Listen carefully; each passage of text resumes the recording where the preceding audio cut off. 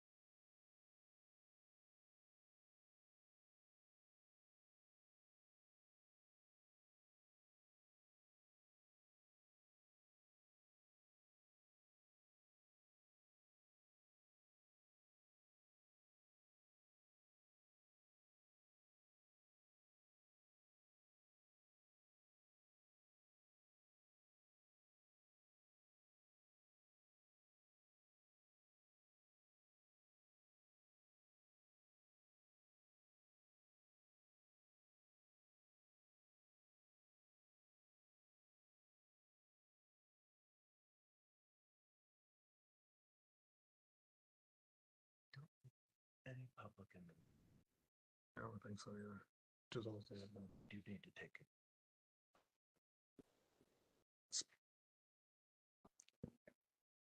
Yep. Yeah. Thank you. Good morning. It is now 8:30.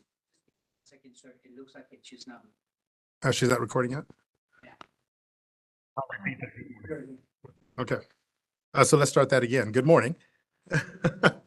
This is Board President Dr. Vasco Dion Kidd on the California Physician Assistant Board. I would like to call the meeting to order at 8:30 a.m. on April 21st, 2025. Ms. Herr, will you please call the roll? Good morning. Juan Armenta, Eric Bergeson, Present. Philip DeVizio, Diego Insunza, Present. Vasco Diankid, Present. Edwin Perez, Present. Bhavna Prakash, Present. Deborah Snow, Viling Sai. Here. And that completes the roll call. We have a quorum. Thank you so much, Ms. Pearl. The first item on the agenda is the consideration and approval of the November 8th, 2024 board meeting minutes. I trust that everyone has had the opportunity to review those minutes. Are there any additions or corrections from the board members? Hearing none, is there any public comment here on the floor or on WebEx? Good morning. This is the moderator. For public comment, I'd like to always start with public comment in the room, and then we'll go on to WebEx.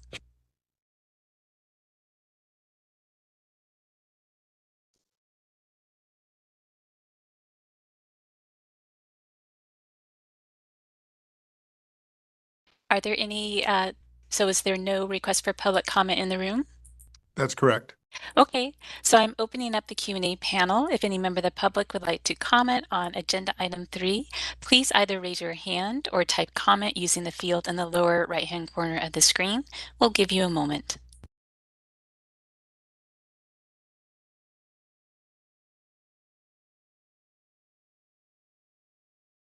All right, I see no request for comment at this time. Mr. Board President, I return the floor back to you. Thank you so much. I will entertain a motion to approve the November 8th, 2024 board members minutes. Anyone like to make a motion? Yeah, I'll make that motion, please. Sorry. I'll go ahead and make that motion to approve the minutes. Is there a second? I'll second. Okay, thank you. Sorry, was that Diego that second? He is the second. Yeah, so that motion stands approved. Now we could, yeah. Do we have any public comments on WebEx? Thank you, Mr. Board President. I am opening up the Q&A panel. If any member of the public wishes to comment, please either raise your hand or type comment using the field in the lower right-hand corner of the screen. We'll give you a moment.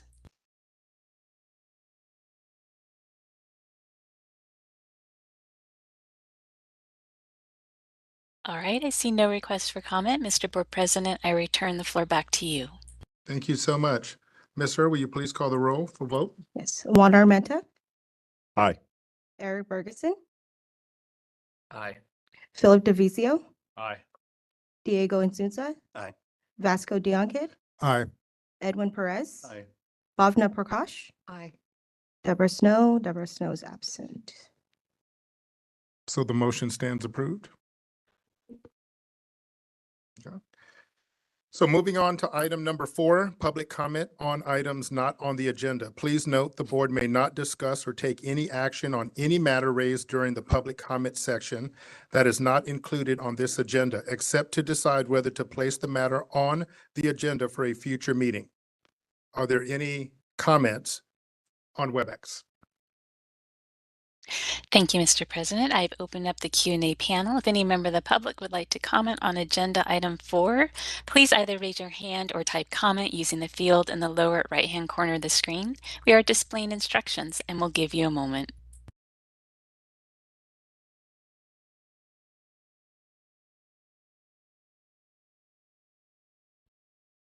All right, I see no requests for comment at this time. Mr. Board President, I return the floor back to you. Thank you so much. So we're going to go out of order to address agenda item number 10. Some of our DCA staff need to return back to the office for time-sensitive projects that they're working on, and then we will circle back to agenda item number 5.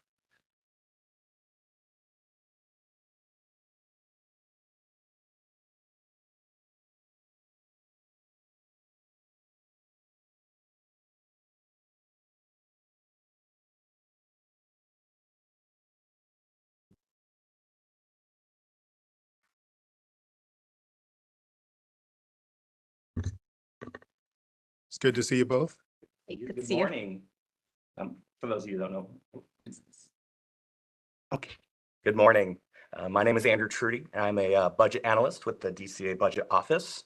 I'm here alongside Suzanne Balkus, Budget Manager. I want to thank the board and the executive staff for allowing us time to present the board's expenditure and revenue projections, as well as the fund condition statement. Please refer to agenda item 10 of the packet, in which the first page is the board's expenditure projections. We are presenting FM8 expenditure with estimated May revise and additional augmentation. We are estimating $1.511 million in personnel services and about $2.334 million in OE&E expenses for a total of about $3.795 million, which has created a surplus of about $1,000 or under 1%. We are monitoring the fund and have been taking action to protect the board's solvency. The Budget Office will continue to monitor these expenditures and report back to the board with monthly expenditure projection reports as future fiscal months close. Next page is the revenue projections. We have an end of year projection of $3.188 million against an estimated revenue budget of $3.013 million. We have no concerns about revenue, but will continue to monitor and update the board with monthly projection reports. Next page is the fund condition statement. The fund condition gives you a 5-year view of the board's fund, and I will speak to each section top to bottom and left to right. The first column includes prior year actuals, 23-24 actual beginning balance of about $4.2 million with prior year adjustment of $15,000. That gives us an adjusted beginning balance of about $4.2 million. Collected approximately $3 million in revenue with total expenditures of $3.3 million. That gives a fund balance of about $3.92 million or 11.8 months in reserve. Next is the second column, current year, which is 24-25, which includes FM8 projections, AG, OAH, and enforcement augmentations, and is based on an estimated May revise. The board has a beginning balance of about $3.92 million. The board projects an estimate of $3.19 million in revenue and $3.975 million in total expenditure. We currently have a fund balance of about $3.135 million, which gives us about 11.3 months in reserve. In the next 3 columns, we have 25-26 budget year through 27-28 budget year plus 2 projections. These projections are based on estimated May revise, except for the income from surplus, which is formula driven. A few things to note about the board's fund condition. The fund condition is a snapshot in time and thus only a reflection of the data used in its creation. One of the main factors driving expenditure increases in future years is a result of personal service adjustments. These include general salary increases, or GSI, as well as an employee compensation and retirement rate adjustments. The Budget Office includes an ongoing 3% increase to expenditures on the FCS to account for these ongoing incremental adjustments. Fund condition does not include increased enforcement expenditures, which could create additional cost pressure to the board's fund in out years. The Budget Office will continue to work with the board on any future resource needs. Months in reserve will always go down in out years as we project revenues to remain constant and expenditures to increase by the 3% mentioned previously. And lastly, we would like to note to the board that any future legislation or unanticipated events could result in the board's need for additional resources, which would increase pressure on the fund. The Budget Office will continue to monitor the board's fund condition statement and keep the line of communication with the board's executive staff open for any future needs or expectations. That concludes our presentation, and we are happy to answer any questions. Thank you. Thank you. Great presentation. And I think you just answered my question, but I'm going to just cite it here for the rest of the board members. Regarding the fund balance, months and reserves, I noticed that we were projected to trend downward from 11.8 months to 7.8 months. But I would assume there will be an adjustment based on actuals and incremental revenue from fee increases. Is that correct? Yes, that is correct. Okay. Thank you so much. Are there any questions from the board members? Just a comment. So for clarity, I think we understood that, but these calculations do not place in there right now what we hope and expect will be fee increases, correct? No, it's not including any fee increases. Right, Yeah. okay. One question, what is can you give me a further explanation of the 193,000 and the 375,000 for AG augmentation and allied health? Can you give us a little better Yes. understanding? So this current fiscal year, the board was overexpending in their enforcement costs. And so we had to request an AG and OAH augmentation to offset this cost. That's for the 193. For the 375, it's also enforcement costs, but it is due to increase in allied health cases. And so that's why we needed to request additional augmentation to offset these costs. Very good, thank you. Of course. Just to go back to that point, so I think we're spending over 50% of our overall budget on enforcement activity. Is that correct? That's correct. Okay, that would make sense for the augmentation, right? Yeah. Okay, thank you. Any other questions from board members or comments? Thank you so much. Well, thank you for that great presentation. Appreciate Thank you that. for your time. All right, moving back to agenda number 5, introduction and swearing in of new and reappointed board members. This is, I think, a really great opportunity to welcome. It is my honor and privilege to welcome 4 new board members and 1 reappointed board member to the California Physician Assistant Board. And I look forward to their engagement and partnership in helping the board carry out its public protection mandate. Did I need to take public comment regarding the budget analyst report? Yes, we should have. It was that. Yeah, so let me do that. So is there any, so let me just go back here. Is there any public comment on WebEx regarding the budget analyst report? Thank you so much. I have opened up the Q&A panel. If any member of the public would like to comment on agenda item 10, please either raise your hand or type comment using the field in the lower right-hand corner of the screen. We are displaying instructions and we'll give you a moment.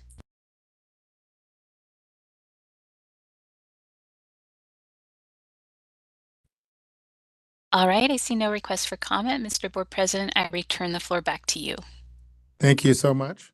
So circling back to agenda item number 5, let me just repeat that. Introduction and swearing in of new and reappointed board members. We have 4 new board members to replace 4 outgoing board members, and we also have a reappointed board member. So very exciting. So I've met with each board member. We're going to kind of read their bios here really quick, and then I will have them go to the front where I would administer the oath of office. So we'll start with Mr. Philip DeVizio. Mr. Philip DeVizio has been a supervising physician assistant at hospital, lead physician assistant at Kaiser Permanente since 2016, an assistant professor at A.T. Still University College of Health Sciences since 2021. He was an emergency medicine physician assistant at Envision Healthcare, Dameron Hospital Emergency Department from 2018 to 2023. Mr. DeVizio was a regional physician assistant director at Valley Emergency Physicians from 2011 to 2014. He was a physician assistant and site director at Valley Emergency Physicians from 2004 to 2017. Mr. DeVizio is a member of the Society of Emergency Medicine Physician Assistants, California Academy of Physician Associates, and the American Academy of Physician Associates. He earned a Doctorate of Medical Science degree in Healthcare Administration and Management from the University of Lynchburg, a Master's of Science degree in Physician Assistant Studies from A.T. Still University, and a Bachelor's of Science degree in Physician Assistant Studies from Kettering College of Medical Arts. Next new board member is Eric Bergensen. Eric Bergensen of Long Beach has been the Regional Medical Director at Bicycle Health Medical Group since 2020. He was the APC Director at VEP Healthcare from 2018 to 2020.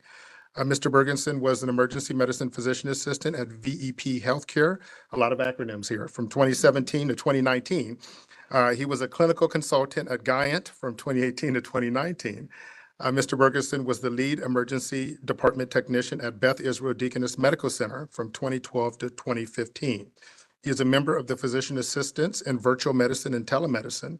Mr. Bergerson earned a Master's of Science degree in Healthcare Administration from Oklahoma State University, a Master's of Science degree in Physician Assistant Studies from George Washington University, and a Bachelor's of Science in Behavioral Neuroscience from Northeastern University. Next board member, which is a public member which is Ed Perez of Sacramento, was a manager at Labor Relations and Performance Management, California Department of Water Resources from 2019 to 2024. He was a Labor Relations Specialist, Department of Water Resources from 2015 to 2019. Mr. Perez was a Labor Relations Specialist and Labor Relations Analyst at the California Department of Corrections and Rehabilitation from 2013 to 2015.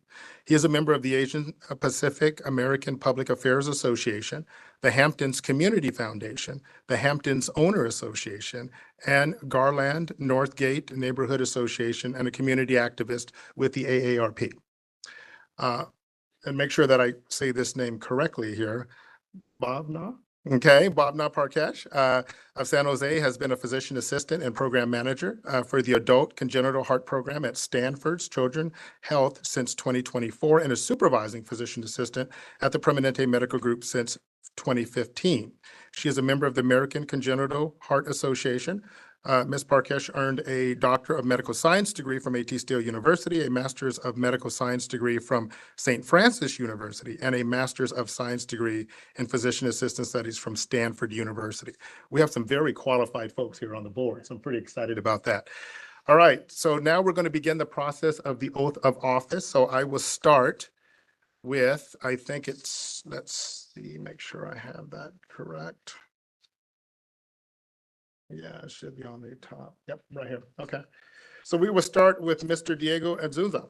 Would you like to come to the front?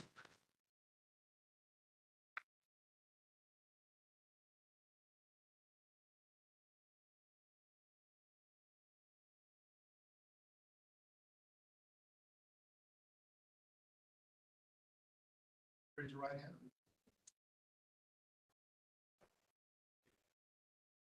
Do solemnly swear that I will support the Constitution And the Constitution of the State of California against all enemies, against all enemies, foreign and domestic. I will bear true faith and allegiance to the Constitution and allegiance of the United States to the United States and the Constitution and the Constitution of the State of California. of the State of That I take this obligation that I freely, without any mental reservation without any or purpose of evasion. That I will well and faithfully discharge the duties discharge of the duty upon which I am about to enter. Welcome to the board.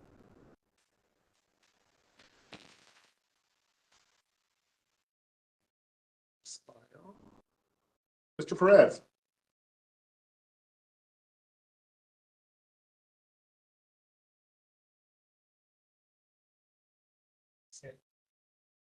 I. Aye. Thank you.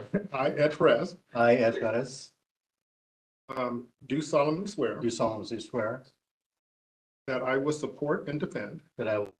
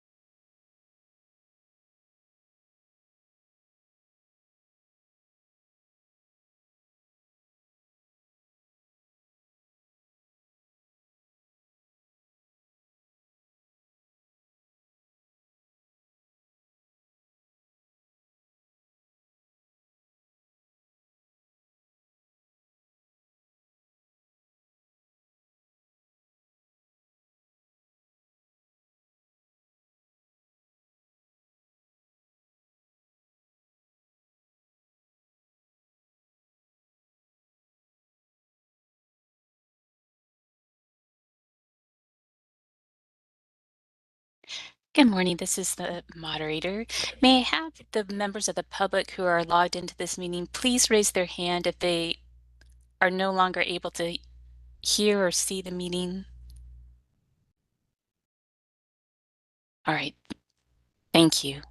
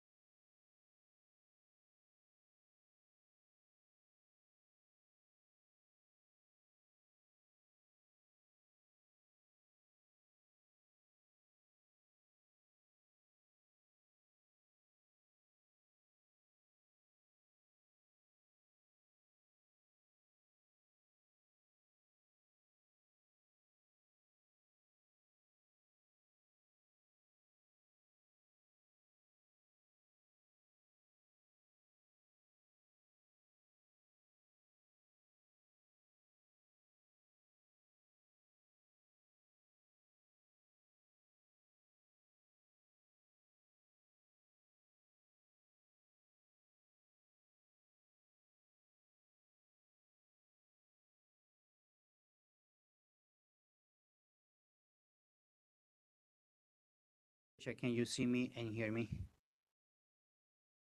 Yes, I can. Thank you. Okay, thank you. I think it was internet connection, so, Yeah, mine went. yeah. Okay, thank you, sir. Thank you. Appreciate that. All right, Mr. Bergensen. I, Eric Bergensen, I, Eric Ferguson, do solemnly swear do solemnly swear that I will support and defend the Constitution of the United States that I will support and defend the Constitution of the United States and the Constitution of the State of California and the Constitution of the State of California against all enemies, against all enemies, foreign and domestic, foreign and domestic, that I will bear true faith that I will bear true faith and allegiance and allegiance to the Constitution of the United States to the Constitution of the United States and the Constitution of the State of California. and the Constitution of the State of California. Take this obligation freely, I take this obligation freely without any mental reservation without any mental reservation or purpose of evasion, or purpose of evasion, and that I will well and that I will well and faithfully discharge and faithfully discharge the duties upon which I'm about to enter. the duties upon which I am about to enter. Congratulations. Welcome to the board. Would you mind doing her, swearing again? I don't know. The whole internet was gone. The whole internet was gone. Okay. At that moment, which we will not have the recording, or we will not have. Okay, so then I need to go back We and do do- that again. Mr. President, Michael Canotza, legal counsel. We do have an audio recording. It's probably a good reason to keep making those. So what we did happened at the board meeting, for folks at WebEx, you missed one of the introductions, but I think we can carry on with the meeting now. Yeah. I may just go back and just do that introduction. Yeah. Yeah.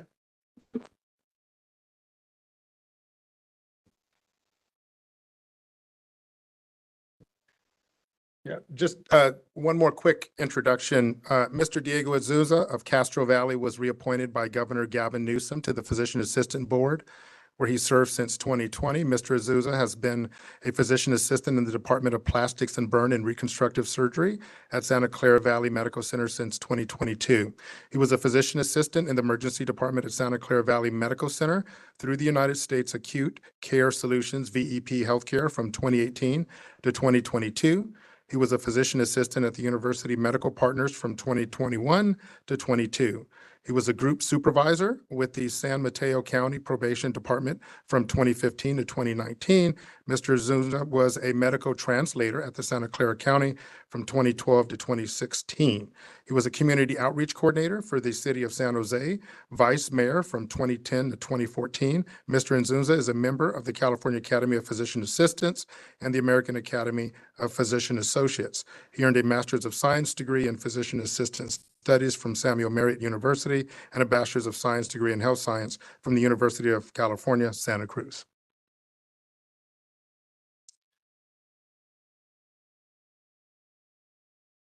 Is there any public comment on the floor or on WebEx?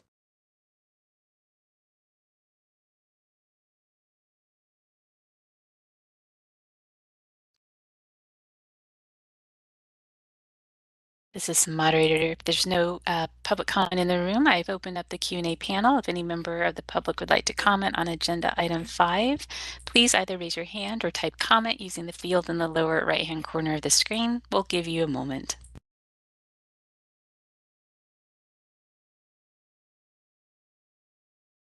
All right, this is the moderator and Mr. Board President. I see no, I do see a request. So a member of the public identified as Hina has a comment, and just a reminder, you'll have 5 minutes with a 30-second warning. Hina, you should be able to unmute.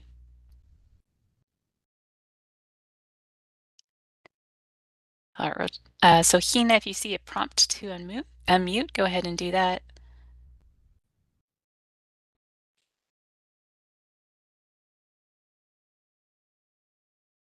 All right, I don't think Hina is able to unmute. She did type in the Q&A, congratulations and great panel. So with that, I return the floor back to you, Mr. Board President. Thank you so much. And it is, again, an honor and privilege to welcome the new board members as well as our reappointed board member as well. Looking forward to your engagement and working with you in fulfilling our public protection mandate. We're going to go ahead and now move to agenda item number 6, the president's report. Make a comment. Mhm. So I am the vice president, was a past president, and I remember when I first came here, I had the same question of Bob Sachs, who was a longtime member. And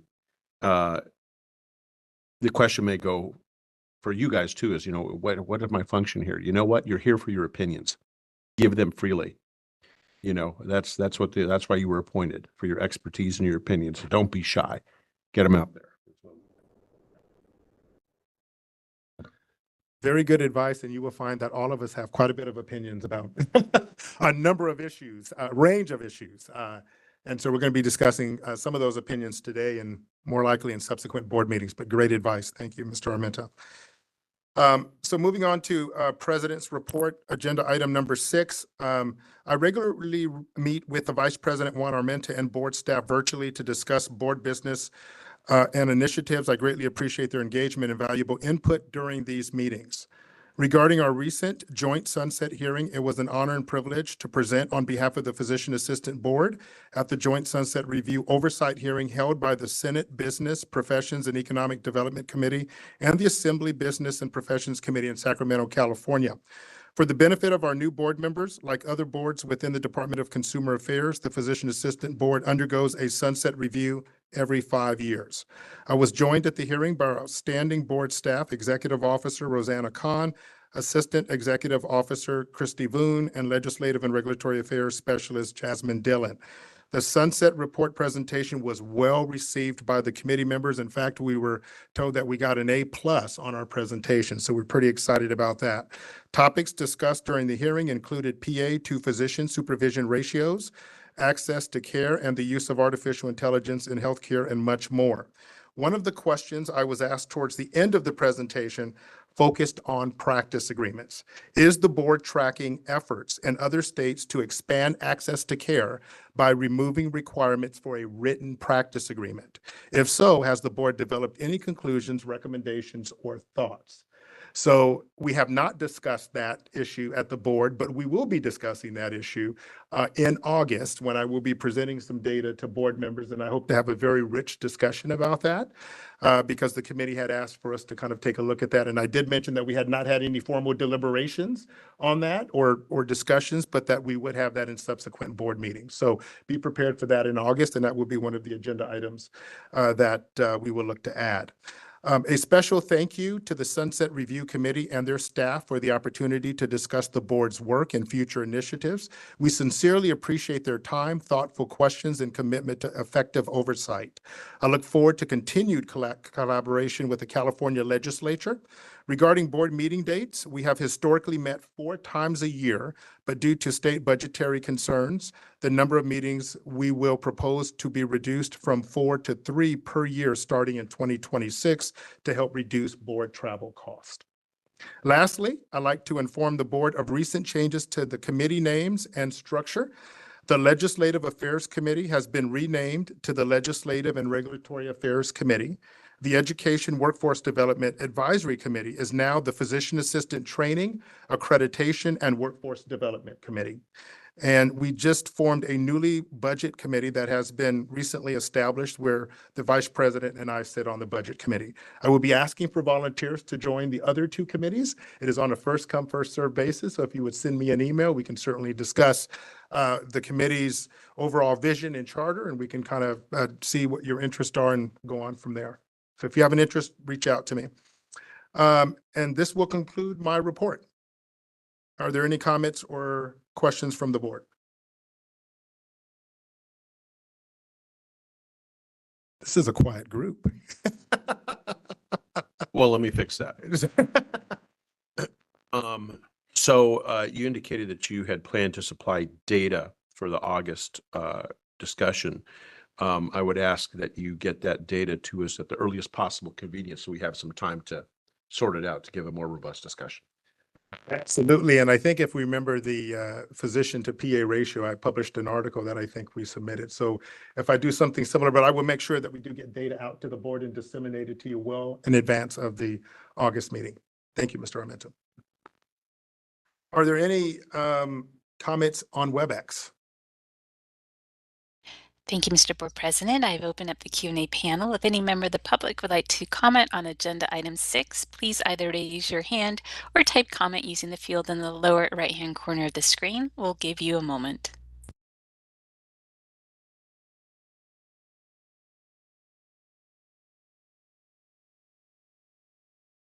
All right, I see no further requests for comment. Mr. Board President, I return the floor back to you. Thank you so much. All right, moving on to agenda item number 7, Executive Officer's Report. Ms. Khan. Good morning, everyone. Can you hear me? Yep. I'll start off with personnel. The board is pleased to report that it is fully staffed with 11 authorized positions and no current vacancies. The second item is on January 29, 2025, Governor Newsom issued Executive Order N-15-25, which postponed for a period of 1 year renewal fees for any licensee with an expiration date occurring between January 1st, 2025 and July 1st, 2025, and whose residential or business address is within the impacted zip codes. Additionally, the order waives fees for duplicate or replacement licenses and provides that such replacement licenses shall be issued free of charge through January 7th, 2026. It also suspends delinquency fee, late and penalty fees associated with renewals for eligible licensees through July 1st, 2025. Board staff worked with Department of Consumer Affairs, DCA, on the implementation of the executive order. It is important to note that renewal fees are not being waived. Rather, payment may be deferred for up to 1 year. At this time, the impact of these temporary deferrals and fee waivers on board is expected to be minimal.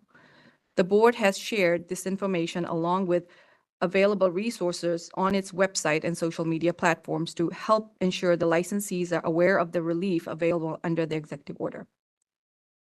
The next item is Executive Order N-22-25, Return to Office.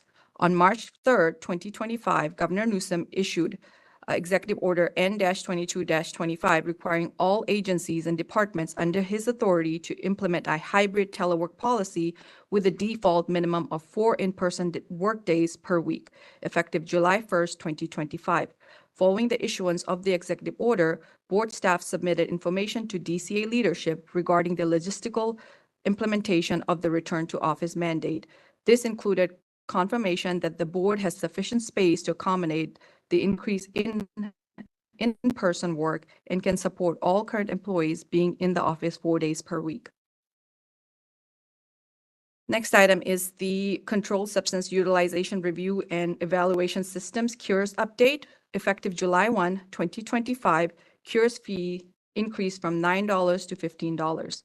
DCA's Office of Information Services, OIS, has implemented the updated fee into the BREEZE system. Additionally, DCA has distributed an outreach toolkit, and the board has shared information about the CURES fee increases on its website, social media platforms, and through its listserv to ensure board awareness among licensees and stakeholders.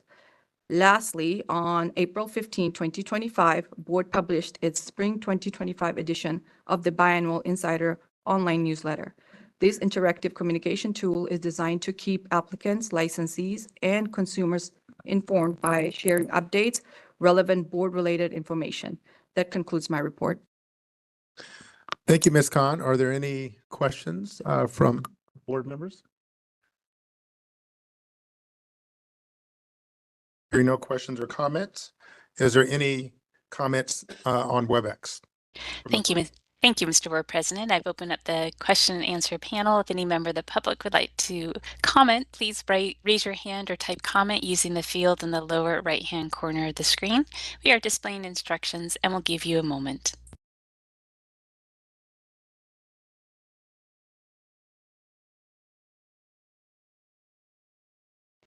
All right, I see no request for comment. Mr. Board President, I return the floor back to you.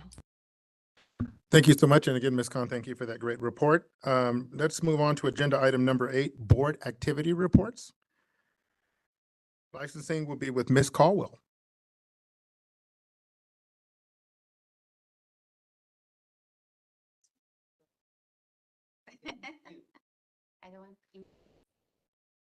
Morning. Good morning. Looking forward to getting to know everyone. Thank you. My name is Julie Caldwell. I'm the lead licensing analyst for the Physician Assistant Board, and I have the pleasure of reviewing the reports with you. They're in your packet, starting with agenda item 8A. Can't see anymore, so I'm going to have to put the ugly readers on. Okay. So the licensing population by type, that breaks down our licensing population into different categories from current all the way to canceled, surrender, revoked. Currently, that total is 19,007 licensees are current status, and we have a total of 27,970 licensees with various statuses. Any questions about that report? That's a significant uptick, right? Because I think we had 18,200, right? Which represents a significant increase since our last sunset review. So that's outstanding. I think we're the second largest state of PAs in the country. We continue to grow at Absolutely. a great rate. Yep. So, yeah. Thank you. Yep. Okay. So page 2 of agenda item 8 is the summary of the licensing activity. And what that does, it gives you an overall view of what transpired between October 1st of 2024 through March 31st of 2025. And during that time, we had 1,094 applications for an initial license. And the initial license, the name of it can be a little misleading. We do have individuals who have been licensed in California previously, and we have one type of application, which is the initial application for licensure. So if their license cancels, they do reapply with the initial application for licensure, even if they have had a previous license. And then we approved 1,117 applications for licensure. And then we had 4,396 individuals renew their license during that time period. Any questions on that? Quick question. During license renewal, do we require that they indicate or some attestation that there's a practice agreement on file at their location? No, We don't. we Okay. do not. Yes. Good morning. Thank you, Julie. Uh-huh. Want to go back to the prior Sure. slide. So this is a significant increase. I was looking at this morning, and I think when I started here, that was in the 12s. So it's been a significant Mhm. change. I don't want to add more to your plate, but how difficult is it for you to do a comparison with some of the other larger states in terms of comparing our growth? Because when we have this discussion in August, I think that will be a very useful piece of data. I think it would just depend upon what information is available on their public site as far as, how their information is displayed and available to the public. And if I could reach out to the individual states, probably need just Could doing a I, little could I digging. ask for that to be done? Is that too much to ask, Rosanna? So just really quick. So the NCCPA actually publishes data state by state Okay. and looks at population growth of PAs, those that are in primary care versus those that are in subspecialties. it gives you a wide range of data points. I can go ahead and submit that report. That might give you the information that Juan is requesting because it's kind of a state by state comparison of PAs, and it's a very rich data set that they use. Perfect. That they publish because they take licensees or really certified PAs. So there's a little bit difference because not every licensee is certified. There's some PAs that are certified and those that are not. But it will give you, I think, a clear snapshot as to what the population growth is. I'll submit that report to you. Okay, and what we can do is build on that by Yeah. going to the individual states that have a higher percentage of population for Correct. PAs, just to see if there's a big difference between the certified versus non-certified. We do have a significant portion of our licensees that are certified by the NCCPA, but because we are one of the states that don't require it, we do have people during the last 9 months of doing the CME audits. We do have a considerable amount of people that are not certified just from that small 5% per month of auditing. You know, I will end up with probably 3. I know that doesn't sound like a lot, but you know, that's just the 5% that are actually being selected for audit. So we can do that too. We can try and, you know, narrow the window of, or unless that's not important. I don't know how deep a dive, I guess what I'm looking at for some fixed data points are our growth relative to other states.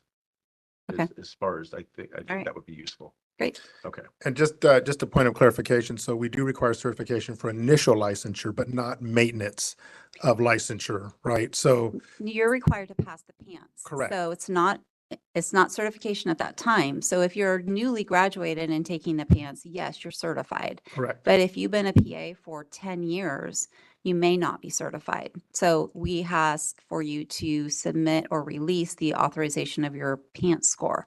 So it doesn't necessarily mean you're certified still. No, so we're saying the exact same thing. So when a PA graduates or a PA, Mhm. they have to pass the PANCE, right? Correct. The Physician Assistant National Certification Examination. Once they pass that, they're eligible for licensure within the state of California, but they're not required to maintain certification right after initial licensure. Correct. But I heard it as they have to be certified when they apply for a license. And we do have a significant amount of individuals that apply that have been PAs for a while, and they may not be, we don't have any question on our application of whether or not you're certified. So the requirement is just to authorize the electronic release of your PANCE score, regardless of where you're at with your certification Correct. So cycle. initial licensure, if you're a new grad coming in would Yeah, be pretty much. certification, Yeah. and then relicensure after you've been licensed, not a Yeah, requirement. exactly. Yep. And I just did that for the board members, Ms. Coleman. Yep. Thank you so much. Are there any other questions or comments from Ms. Caldwell? I don't think she's finished. No, you're still going? Okay. So page 3 of agenda item 8 is the pending application workload. Okay. That just gives you an overall view of about how many applications we have pending currently.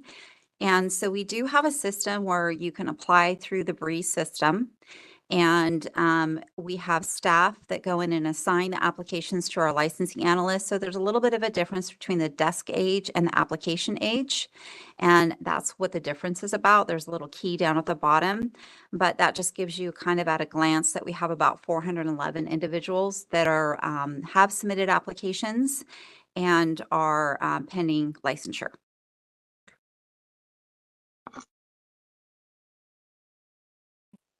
And then the licensing performance measures, which is the last page of the application, that gives you an idea of our target. So our target is to provide the initial review for each and every application that's submitted within 30 days. And they do receive an update.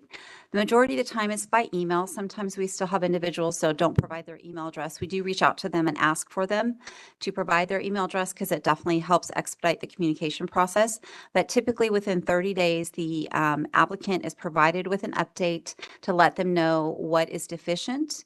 And then within about 7 business days of receiving that last item, they receive their license. So licensing typically is about a 30 to 45 day window, barring no unusual circumstances. And that would include maybe the failure of passing the PANCE, difficulty getting a verification. We do accept verifications electronically. So sometimes it's just a delay in that specific state that's supporting or, sending the verification to us. Sometimes there's information on the criminal history record check that we have to address, and that takes a little bit of extra time. So that's what's causing the incomplete application information on that report, is that it's not because we haven't reviewed them and let them know where they're standing. It's because we just don't have all of the documentation that's needed for licensure. Okay. Quick comment. So given the development of all the PA programs that we have, and I'm going to be giving a report on that shortly, do you see a significant uptick in the number of folks that are applying that don't necessarily have all their documentation complete? And then is that a concern in terms of personnel and resources and workload? No, I think Okay. it just varies. I mean, we do get a influx of applications at the end of a program, getting ready to graduate from that PA program. Majority of those individuals typically might not have the PA program certification form as evidence that they've successfully completed their program in their pants. But it's not unusual for us to have somebody be delayed, but that we've had an influx, I feel like lately, of individuals that are working for like their traveling PAs. So they've got, 20, 25 state licenses, and that can actually delay them a little bit with licensure, but that's not an unusual situation. I think if you have that many licenses, you're going to have a little bit of a delay getting all of the documentation to us, but the majority of people, we do have quite a bit of stuff by the time they get reviewed, because they can start working on submitting all of their documentation. They can even do it before they apply. So when I do a licensing presentation for a school, I do tell them, if you're within a couple of months of graduating and you've got a certain type of certificate that I and our staff understand that it takes a little bit of time to get that verification for, I will encourage them to go ahead and request that, because we can hold on or reserve that document for a year pending the receipt of an application, and then vice versa. So we get an application, the application's open for a year pending the receipt of all of the required documentation. So it's not typical that, we haven't gotten something and that's delaying somebody significantly, because they have that 30 days of wait time anyways. And by that time, it's usually just the PANCE or the program certification that we're missing. Thank you. Any other questions? All right, enjoy the day. Thank you, Ms. Caldwell. Great presentation. Moving on to item number B, complaints. Ms. Serrano.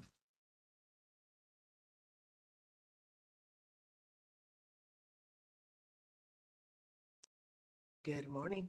Good Good morning. morning, board members. Welcome to the new board members. My name is Linda Serrano, and I am the complaint analyst, and I will be reporting on our enforcement. I will be reporting on the complaints for second quarter and the third quarters, which is October 1st, 2024 through March 31st, 2025. And as you can see in the charts provided to you, you guys also have the stats for the prior year. And these reports will show how we are trending from last fiscal year to the current fiscal year.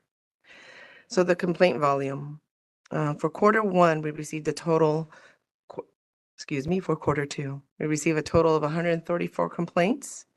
For quarter three, we received 162 complaints for a total of 296 complaints. For convictions and arrest, for quarter two, we received 12. And for quarter three, we received 12 for a total of 24. So grand total of complaints received were 320 complaints for both quarter two and three combined.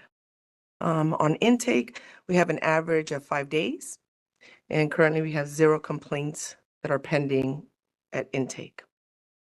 For complaints and investigation, complaints that were referred for investigation, for quarter two, we had 38. For quarter three, we had 29, for a total of 67.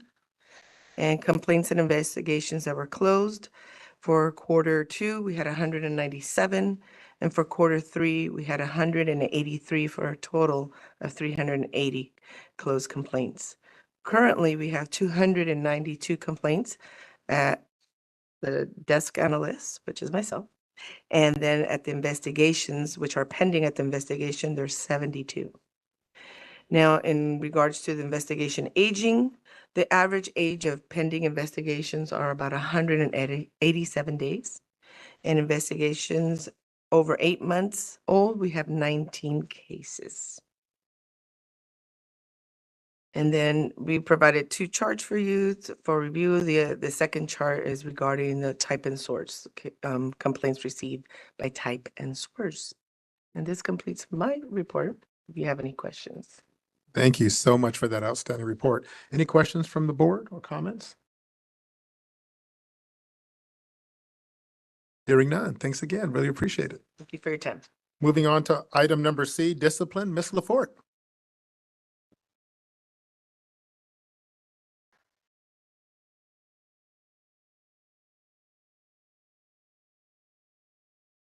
Good morning, everyone, and morning. welcome the new members.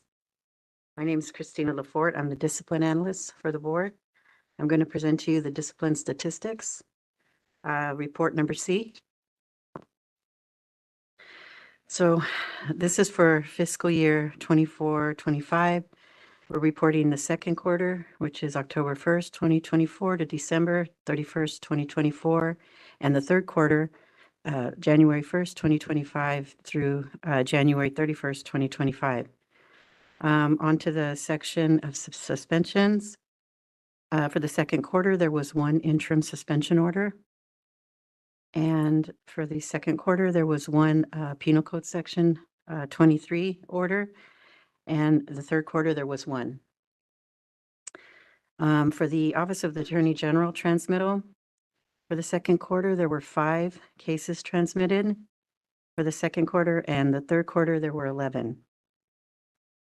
For the cases pending, there in the second quarter was 39, and the third quarter, 46.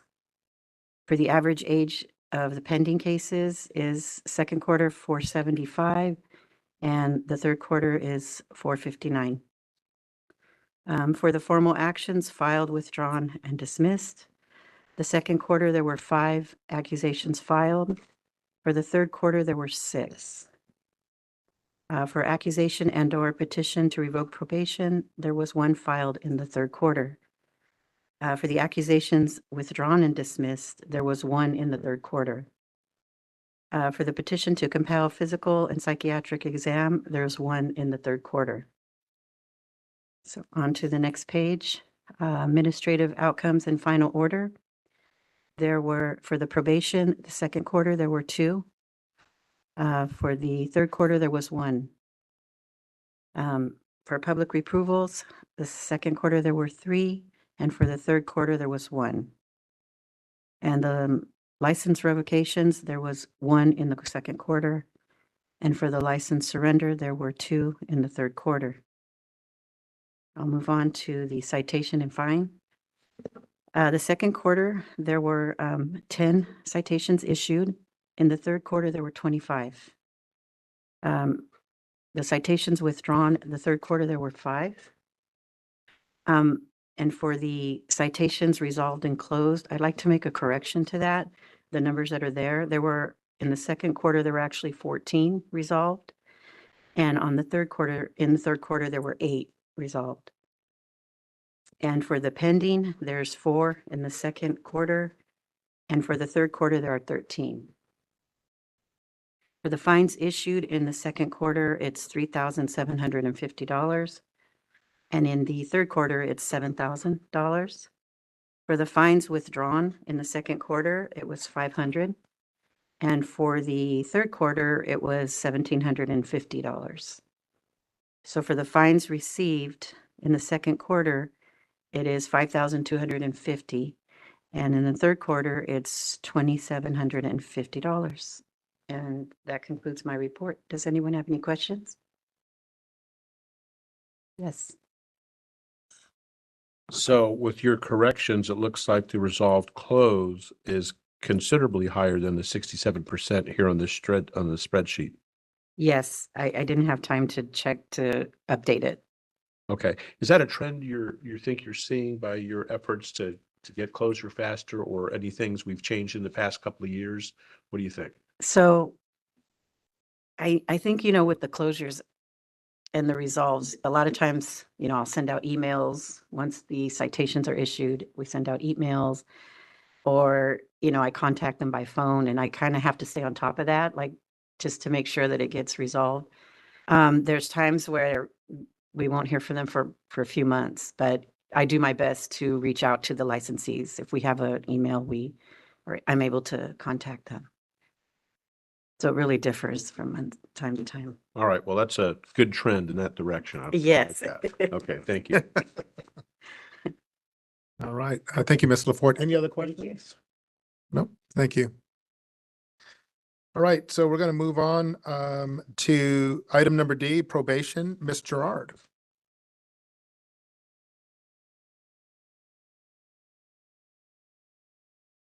Good morning. Good morning. Welcome to the new board members. I'm Virginia Gerard. Ginger, I'm your probation monitor. I'll be reporting on the last 6 months. So in the second quarter, we had one licensee who passed away. We had 2 folks had an effective date. That means they began probation during that time. We had 3 people successfully complete their probation terms. We had 1 person who was revoked. And that person was tolling, which means they were not practicing in California and they may have been out of state. So we ended that quarter with 34 active, 7 tolled, with a total of 41. This 3 months after that, we had 1 person enter probation, 2 successfully completed probation.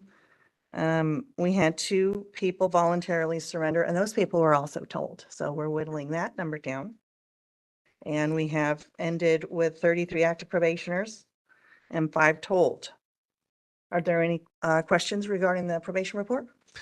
Just real quick for the new board members, even if they complete or if they finish the term of their probation but haven't paid back their fine, the probation still continues until the fine is paid back. Is that correct? That's correct. I wouldn't report them as having completed. Gotcha. Yes, sir. Thank you.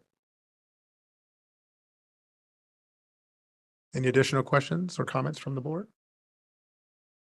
Okay. Well, Mr. Rod, while we have you here, why not just do diversion? Yes, sir. So diversion, we had 1 person successfully complete in October, and that person also was one of the numbers that successfully completed probation. Okay. And then we gained somebody in November. After that, the participants are the same. In January, we did get a new vendor. The name is Premier Health Group. And so we had a vendor for a number of years before, so we switched. And that concludes my report. And if there are any questions. The vendor before, was that Maximus? Yes, sir. Okay. Any additional questions or comments for Ms. Gerard? Thank you so much for your report. Thank you, Mr. President. Thank you. Are there any public comments on WebEx? Thank you, Mr. Board President. I've opened up the Q&A panel. If any member of the public would like to comment on agenda item 8, please either raise your hand or type comment using the field in the lower right-hand corner of the screen. We are displaying instructions and we'll give you a moment.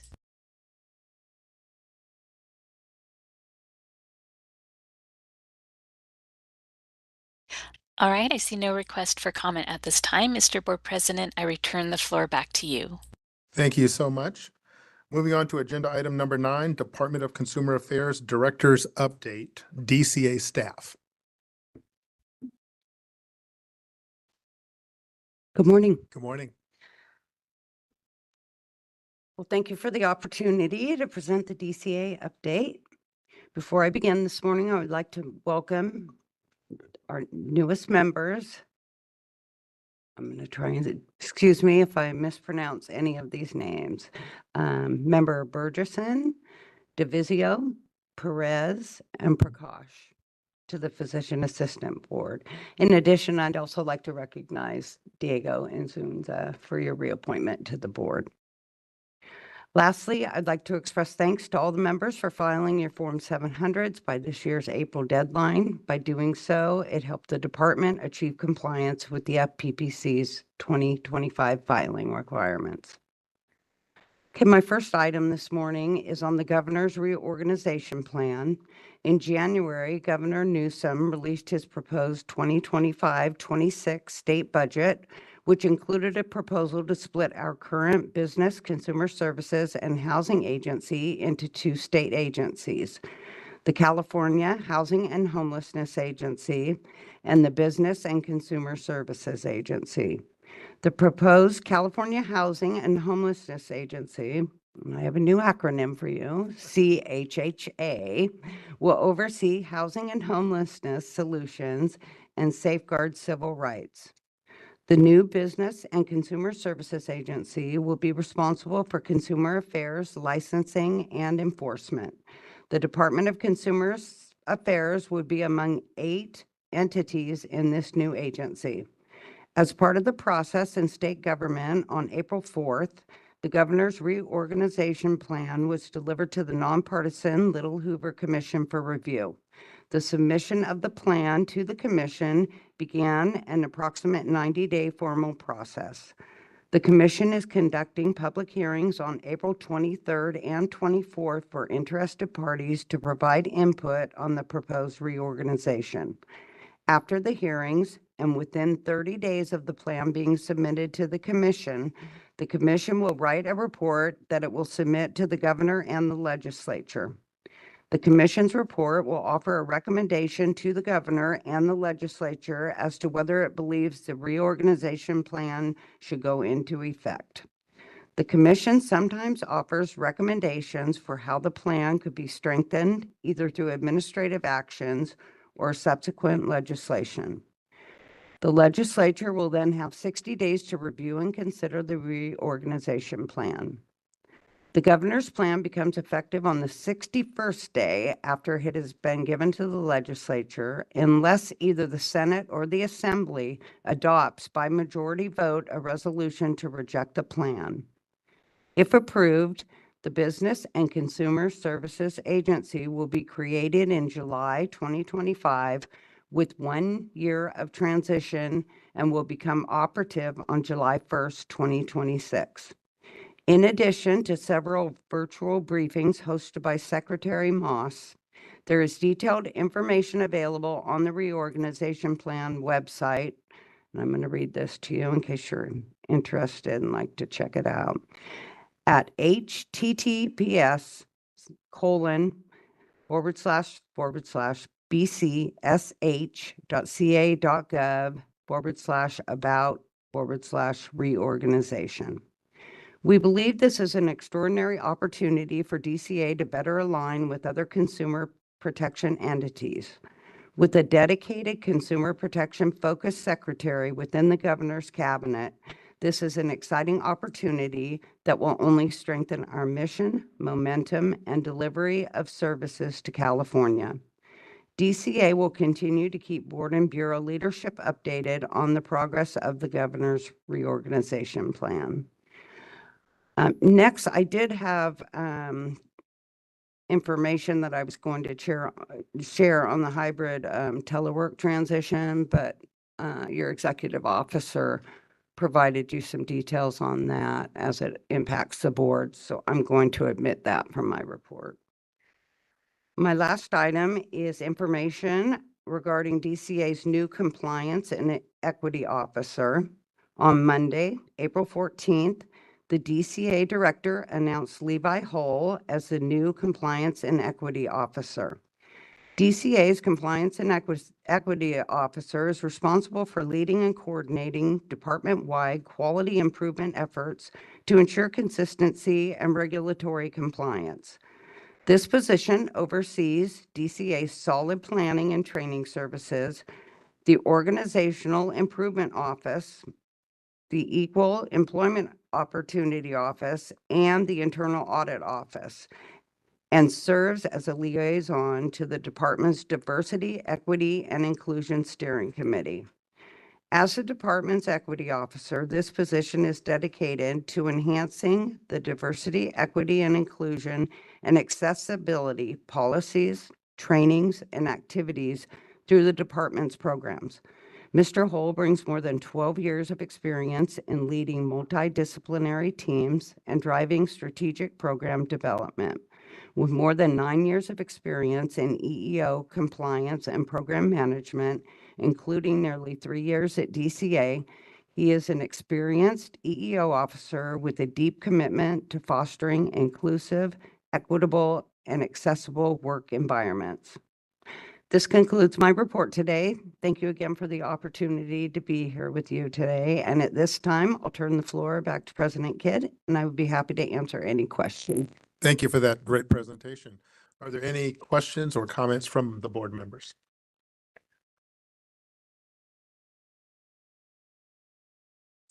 Hearing none, are there any public comments on WebEx?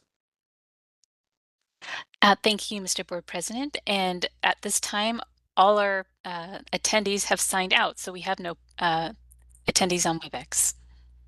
All righty. Thank you. So you're welcome. And thank you for that director's update. We greatly appreciate that. All right, you're welcome. Thank you.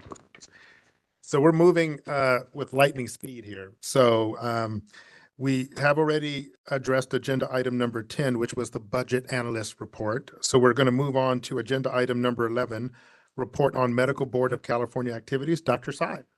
Thank you, Mr. President. Welcome to the new board members. I guess my report was so exciting, everybody signed off. So the California Medical Board met on February 12th to the 14th in Fresno, California at the St. Agnes Medical Center. The Medical Board of California usually holds its quarterly meetings around the state, and for the last couple of years, we tried to include Central California in participation and inclusion in the medical board. So last year was Bakersfield and this year was in Fresno. Some of the highlights of the meeting, one of the key things I talked about last meeting was that all of the application was digital. Now all facets of your application are digital, including your transcripts, your diploma, everything is digital now. Your licenses are digital. So unfortunately, with what happened in the wildfires in LA, the licensees are able to get a QR code from the website or download their pocket license from the website. So that alleviates a lot of the stress from trying to get a actual physical copy of your license. Secondly, one of the things that we approved was once a licensee goes into probation, he or she may petition for early termination due to the various conducts, improvements, rehabilitation. And so if a licensee chooses to appeal and apply for early termination, associated costs that goes into investigating and getting all the information was all borne by the board in the past. Now we approved fees for the licensee if they are to appeal and request early termination. They would have to borne the cost of this investigation, usually averaging about $12,000 to $15,000. That's another way for the board not to bear the burden of sort of investigation when a licensee appeals or applies for early termination. Lastly, one of the future agenda or tasks that the board is now looking into is that once a complaint is filed as a consumer, as a patient, this now goes into a black box. You submit a complaint, you don't know what the status is, it goes into the Medical Board of California. You may or may not be contacted, and once the decision is rendered, there's no reply and your case has been closed or whatnot, and it leaves the patients sort of on the edge of a cliff, not knowing what's going on with their investigation. So we have now directed the staff to evaluate a notification process so that when a complaint is filed at every stage of the process, the filing complainant is notified of where in the process that the complaint is in.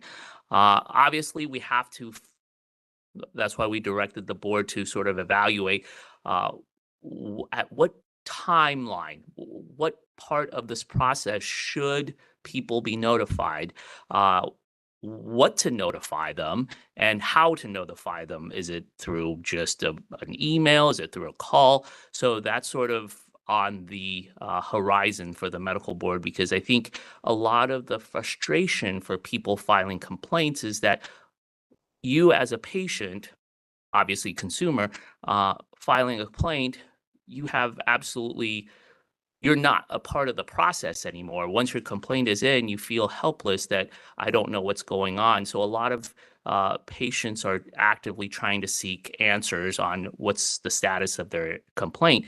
And so with a protocol or a process, then it would be a well-known sort of timeline when people will get notified and what information is relayed to the complainant. So that's sort of on the horizon. Thank you. Dr. Tsai, great presentation. Quick question for you. I know, and Rosanna, correct me if I'm wrong, whenever there's a complaint filed to the PA board, we act on that complaint within 10 days. Is that correct? Yes, that is our mandate. Yeah. And similar with the medical. So Yeah, so you're once and of course the Medical Board of California even started a new complaint liaison department, because I think a lot of the frustration is people don't know what's going on. And when you don't know what's going on, you feel frustrated. And I think a lot of response from the public was what's going on. And when you don't have information, it sort of breeds the sense of distrust and what's going on, what are you guys doing? And so we're trying to make that process more apparent. Of course, once you submit the complaint, there's always an email response that says your complaint has been received and there's an investigation. But after that, people don't know. And a lot of the public and the patients are sort of actively going, what's going on? What's the process? So the complaint liaison department are now, and it's fully staffed now with people trying to reach the complainants about, okay, what's going on? Is there anything? Because I think once people feel like they're a part of the process, then everything becomes more transparent. Thank you, Dr. Tsai. Thank you. Any other questions or comments for Dr. Tsai? Debbie, do you have a question? Yes, absolutely. So thank you for that. I guess one I thing had that a we quick need to- question, if I Yeah. may. Sorry, just to help me understand historical component here.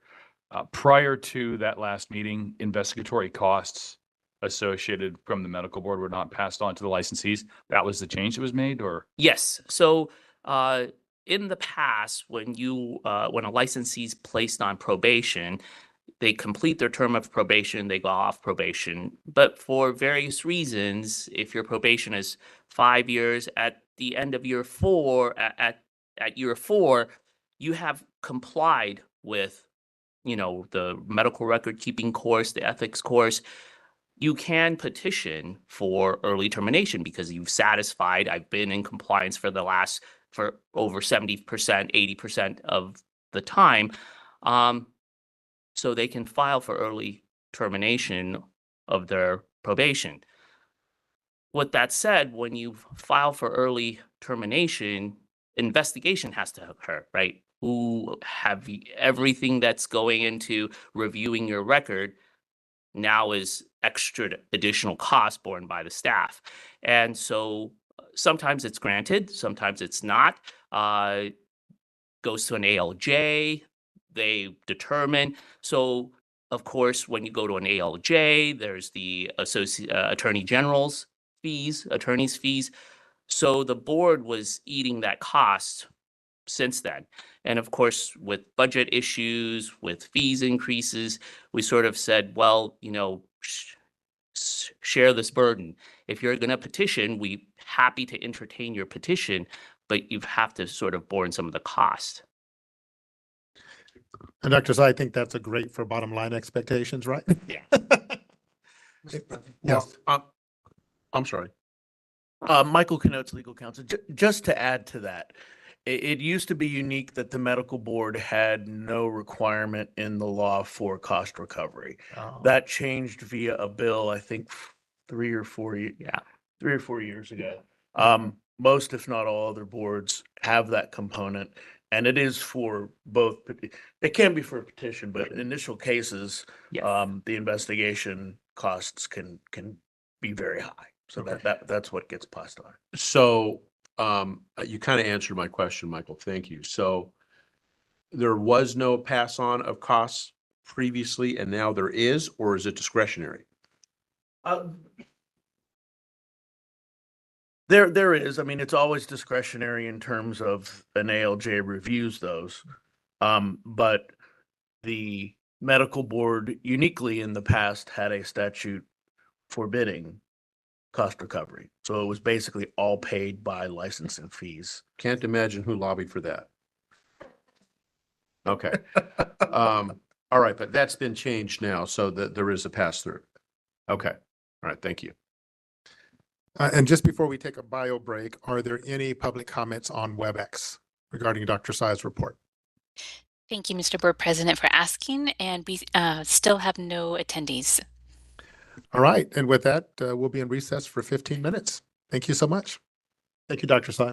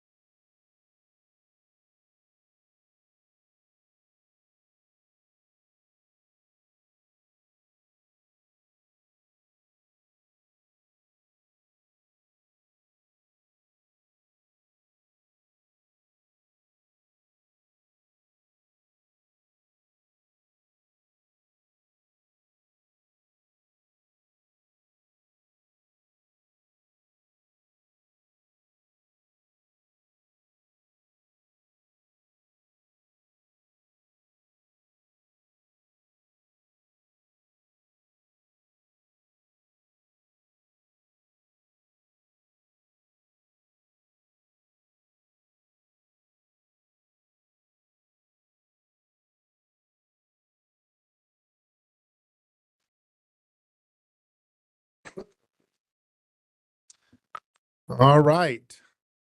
We're back from recess.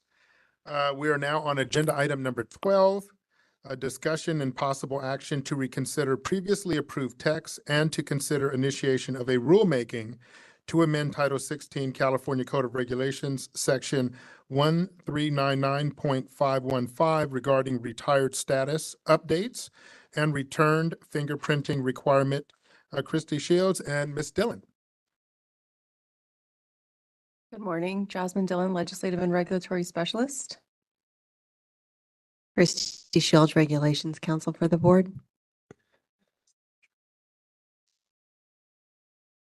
So just to give you some background on this regulation package, AB 2461 was amended and amended Penal Code Section 11105.2 subsection D, so that the board is required to notify the Department of Justice when the licensee can no longer renew their license. The Department of Justice then stops reporting subsequent state or federal arrests or dispositions to the board.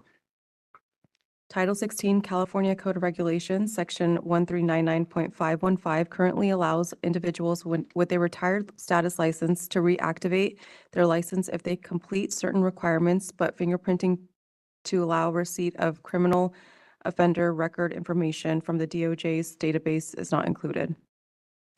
At its August 9th, 2021 board meeting, the board discussed the risks of the board reactivating the license of a retired physician assistant who has gotten a state or federal arrest or disposition since retiring their license and making amendments to Section 1399.515 to require retired status licensees who seek to reactivate their license to provide fingerprints to the DOJ so the board may conduct criminal history background checks and other non-substantive changes.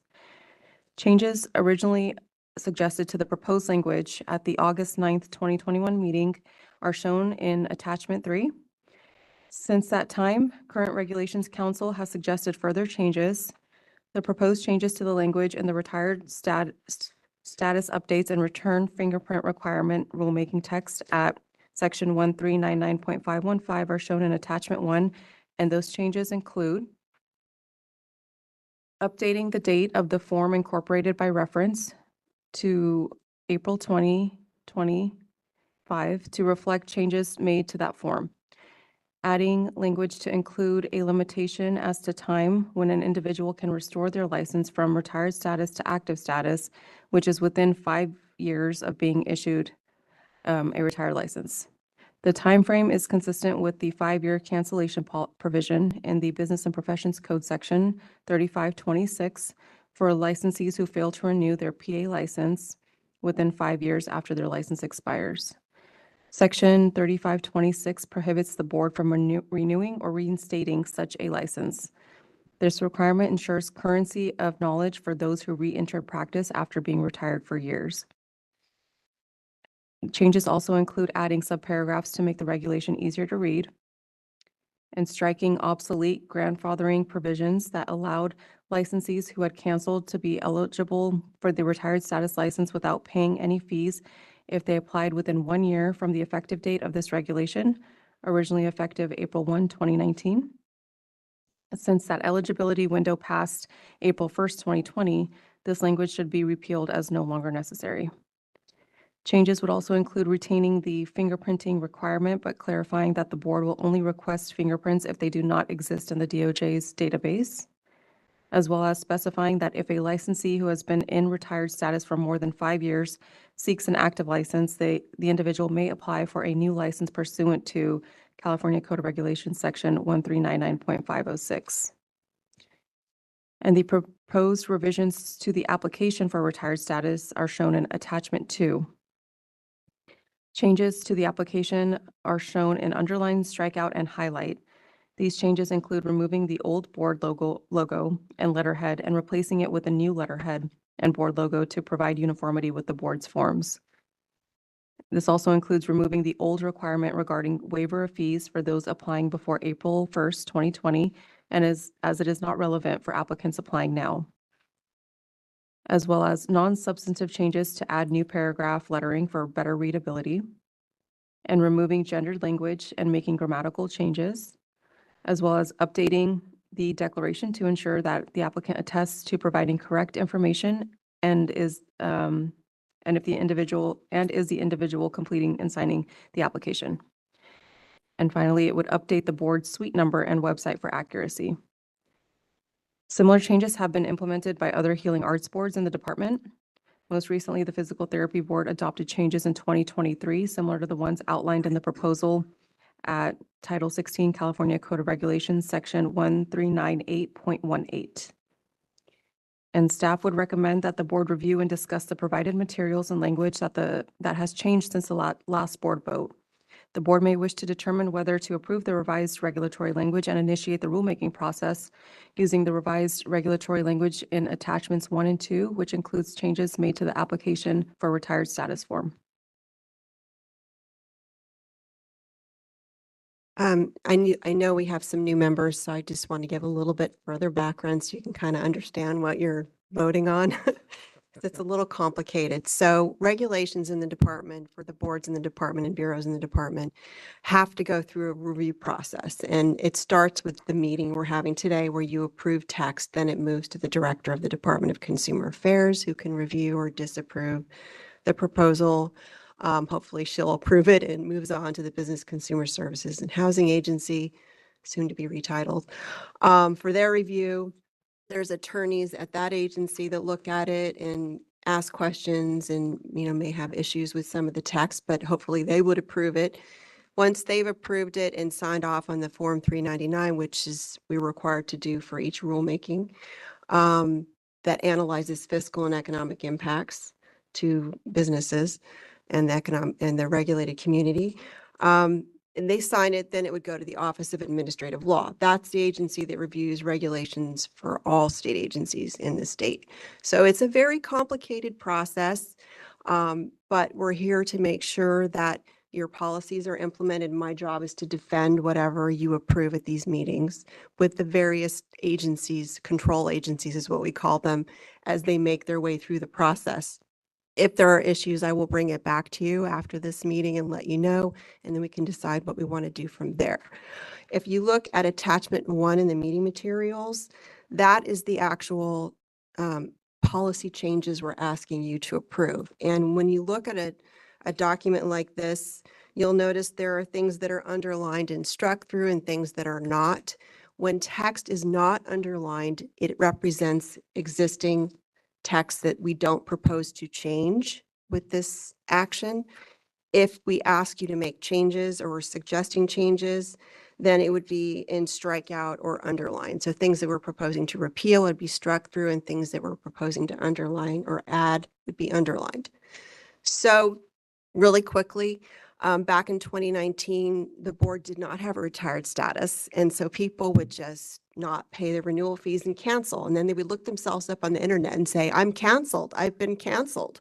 And so they went and complained to the legislature and the board was sympathetic to that. And so we've implemented a retired status program where people can apply for that status if they don't want to practice any longer and then have an opportunity to come back into practice. One of the things we were looking at when we were looking at updating the regulation was the fact that back in 2019, when you board originally approved and adopted this regulation, there was no limitation on when they could come back and restore their license. So potentially you could have somebody that had been retired for 20 years, come back and say, I want to restore my license, do some continuing education to pay a few fees and come back into practice, which we don't recommend because your statutes say that you're not allowed to reinstate a license that's that has been out of practice for more than 5 years. So if you've been canceled for 5 years, you're not allowed to just restore your old license. You'd have to come back, reapply, take exams, prove you're still, competent in the field and go through the initial licensure process. So that's the current process for people that cancel, but you don't have a similar cap on returning. A revolving door is what we have going on right now. There's no cap on that revolving door where people can come back. So one of the things we're asking you to do is put the same limitation in place that you put in for people that cancel, which is after 5 years, you cannot restore your retired license to active status. And then we have a few other cleanup changes, one of which is people who previously could cancel. We gave them 1 year to flip to retired status without paying a fee, but that 1 year window expired back in 2020. So we're deleting that language. Do you have any questions about the text that you have in front of you? No question specifically about the text, but that does bring up a question after 5 years, right? Where you want to restore your license, but you can't do it because it wasn't within that 5-year window. Right. Would the board then require them to retake the PANTS? Yeah, everything all over again. Okay. Yeah. That's the way the other boards in the department have been doing it. And we were one of the first boards to actually adopt a retired status license. And when I worked on it, I wasn't thinking about the revolving door and nobody caught it. And so as I've been working with other boards in the department and they've been adding that stop, and Michael, I believe, was counsel for physical therapy when we worked on the regulations for them, they've added the cap in there. And so we put in that 5-year, consistent with what you have for canceled licenses. Requirements is to make sure they have currency of knowledge and to protect the public. Yeah, I'm in agreement with the proposed text. I don't have any specific comments or questions. Thank you both for your presentation. I'll open it up to the board to see if there's any specific questions or comments.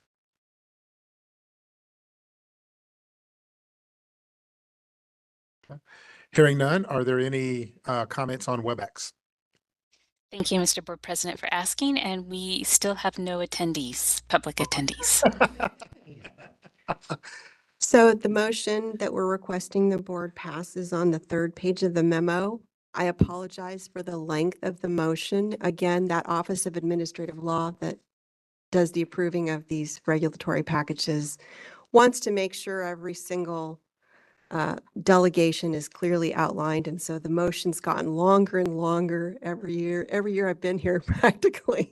So anyway, that motion, if you want to just say moved as set forth in the meeting materials, Michael, are you okay with that? Does anyone, Mike, could she read the motion? Do you want me to read the motion?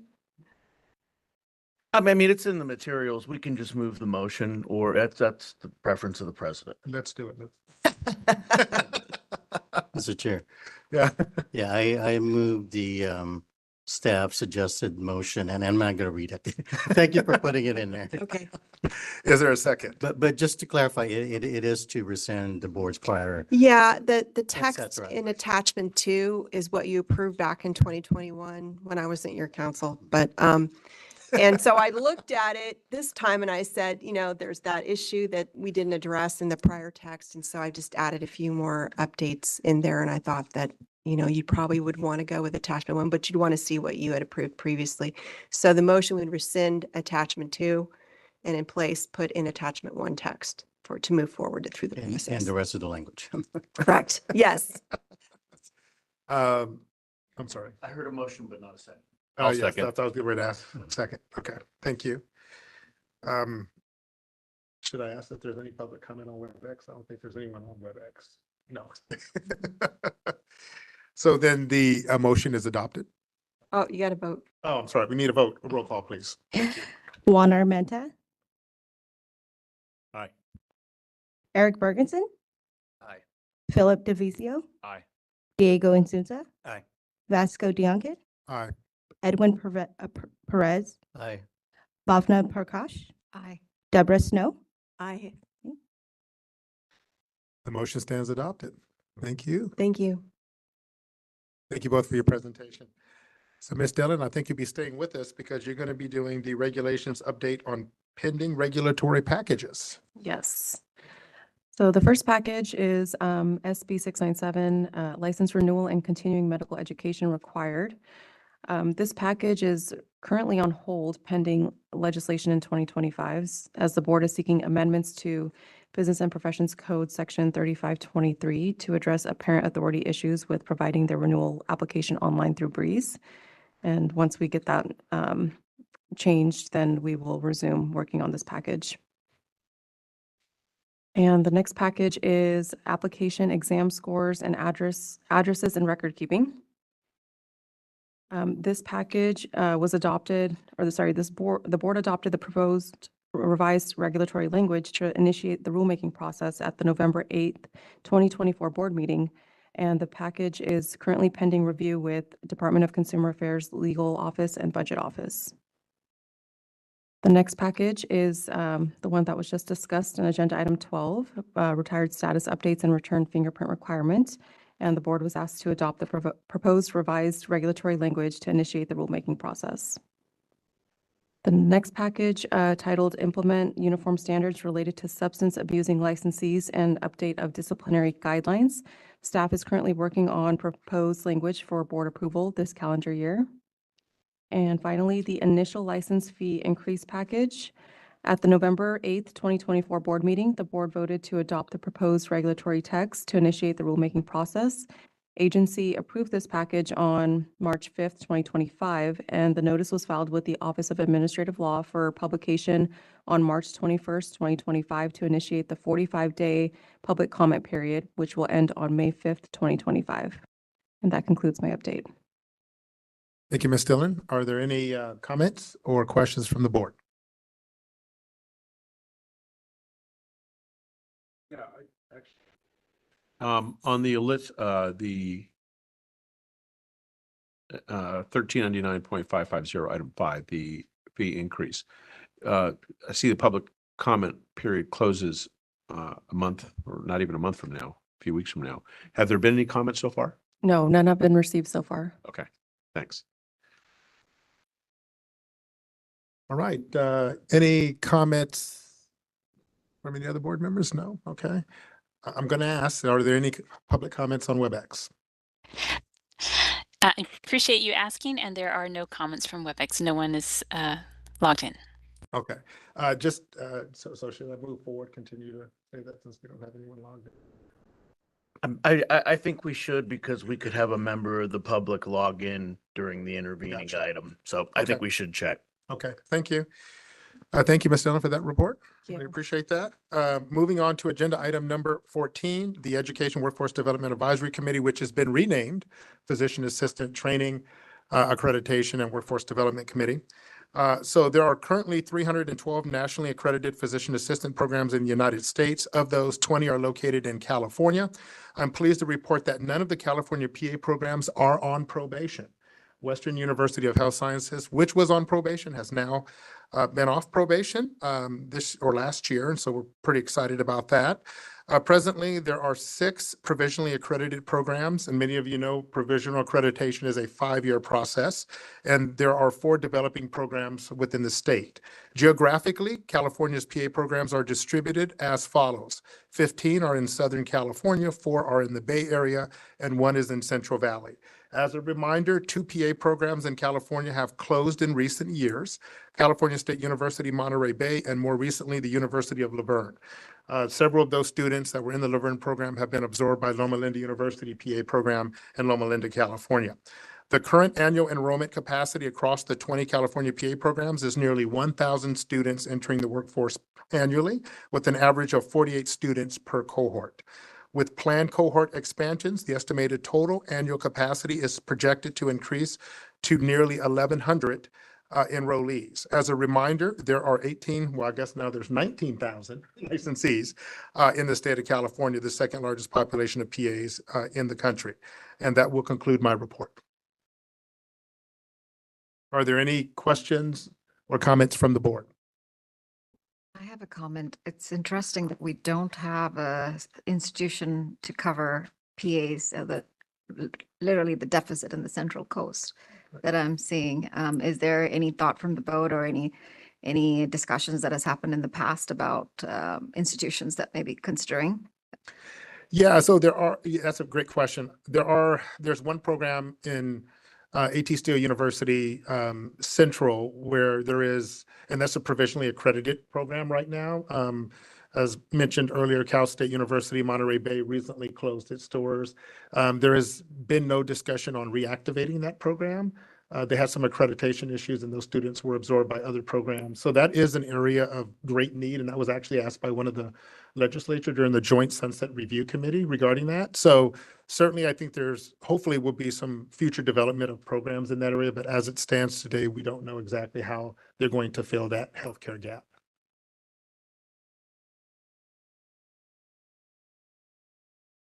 Any additional comments or questions from board members? All right, are there any comments on WebEx? Thank you for asking. We still have no attendees. All right, so now we're going to move on to agenda item number 15, report by legislative specialist. Ms. Dillon.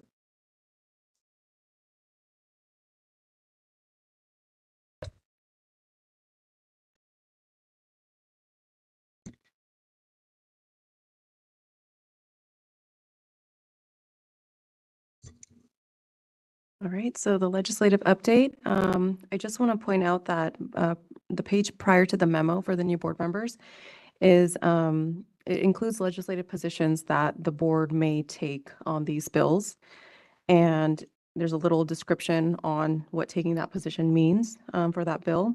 And any discussions that are had or any amendments that are discussed that you would like for me to take back to the legislative staff, we can discuss anything with them and see what they're able to do. And we can open that discussion on those bills. So I just wanted to point that out because I know sometimes it can be a little confusing on the positions that the board takes, but there is a little description there to help guide you. So let's see, agenda item 15A, excuse me, is Assembly Bill 447, Emergency Room Patient Prescriptions. This bill was introduced on February 6th, 2025, and is located in the Assembly Health Committee. Current law authorizes a prescriber to dispense a dangerous drug, including a controlled substance, to an emergency room patient if specified requirements are met, including that the dangerous drug is acquired by the hospital pharmacy.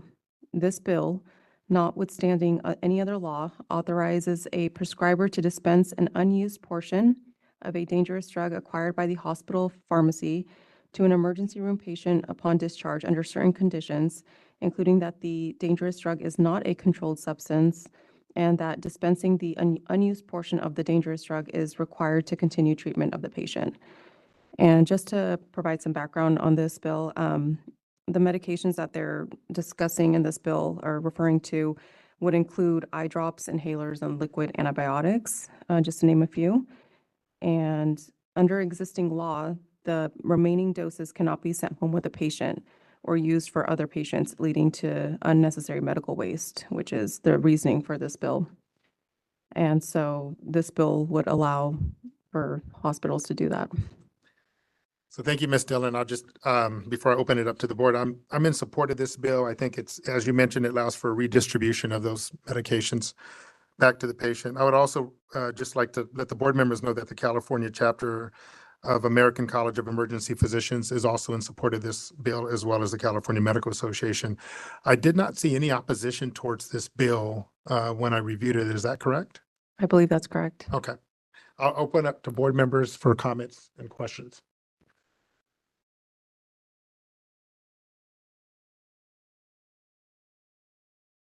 Should we take a support stance on this? Does anyone disagree with that? No, I think it's appropriate, at least in my opinion, to support this. Okay. Good thing is we have some emergency room folks on the board, so I'll look to them for guidance on that. All right, so it looks like we're going to take a support position on this bill. Do we need this motion? So would someone like to make a motion? I make a motion that we take a supportive position on Assembly Bill AB 447. Thank you. As a second, okay. Ms. Burke, could you take roll, please? Yes. Oh, public comment on WebEx? Thank you for asking, and we have no attendees. Ms. Earl, will you please call the vote? Juan Armenta, Aye. Eric Bergeson, Aye. Philip DeVizio, Aye. Diego Insunza, Aye. Vasco Diankit, Aye. Edwin Perez, Aye. Bhavna Prakash, Aye. Deborah Snow. Aye.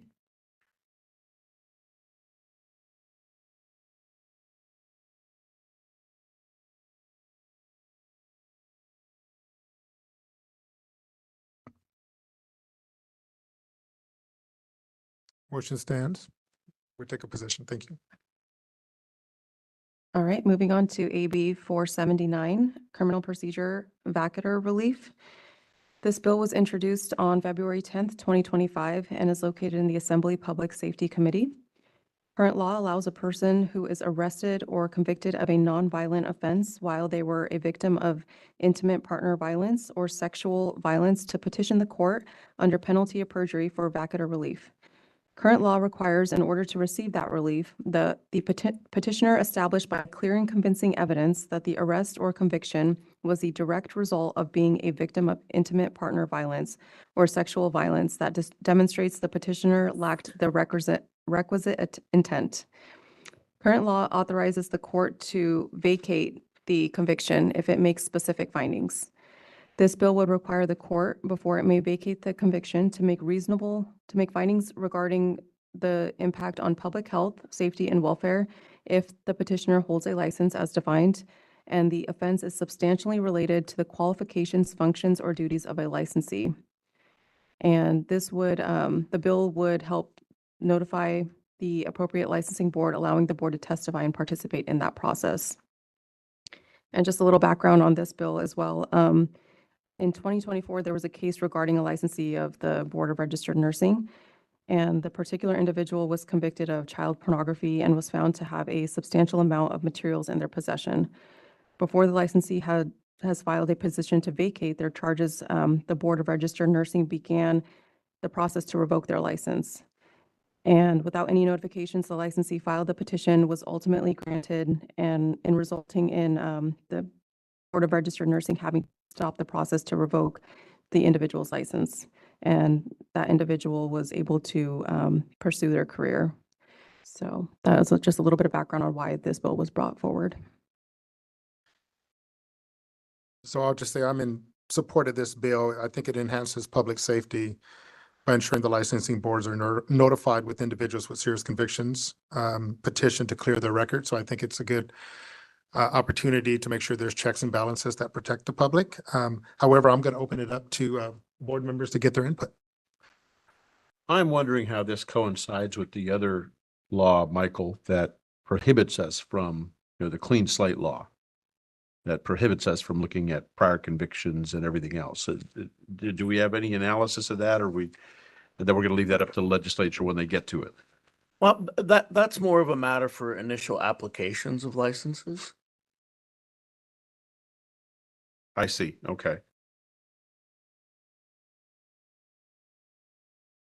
Well, isn't there a conflict though, even in that scenario? Well, I mean, this is a very specific provision regarding individuals who were victims and had convictions during so it's a very specific procedure here. I don't really see an impact there. Okay. Yeah. And just a quick question, in terms of expungement, does this have any impact on that? Michael, your thoughts? Well, I mean, it's a separate, expungement is a separate procedure. Right. Here, the conviction would actually be vacated. Okay.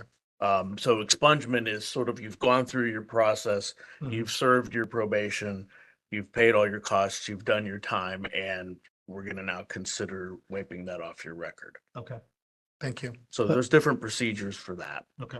Just had a question now. I haven't read the bill in full, so I understand it requires the court to make a finding when it involves a licensee. But is there something in the bill that provides a mechanism for the licensing agency to be notified?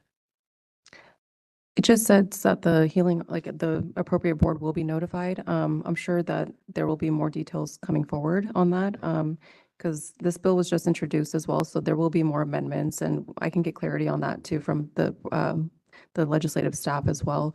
But I believe the board has the option to, attend the hearings and also testify. It's not a requirement, but I can get more clarification on that process for you. Yeah, and get back to assuming you. the court will notify the agency. That's a great question. Here, in the author's comments, it says that it enhances public safety by ensuring licensing boards are notified, but it doesn't say what mechanism, to your point, that notification would occur. I would think that would happen through the clerk's office, through the administrative arm of the courts. So should we, as the board, take a position of support? Well, aren't we going to ask for some more information on that? I thought that's what I was hearing, that you were going to check with. Yeah, I can definitely get more information on that process. Yeah. Yeah. Yeah. So We maybe don't have to take a position today. Yeah. Right. Yeah, and then get more information, maybe come back. Yep. Okay. I mean, I agree with Michael that this is a pretty narrow, and it's not likely going to come up very often, I wouldn't think. Could we take a watch position? Yeah, Is that watch. what- Yeah. okay. So do we Until need- we have more information. You do. Okay.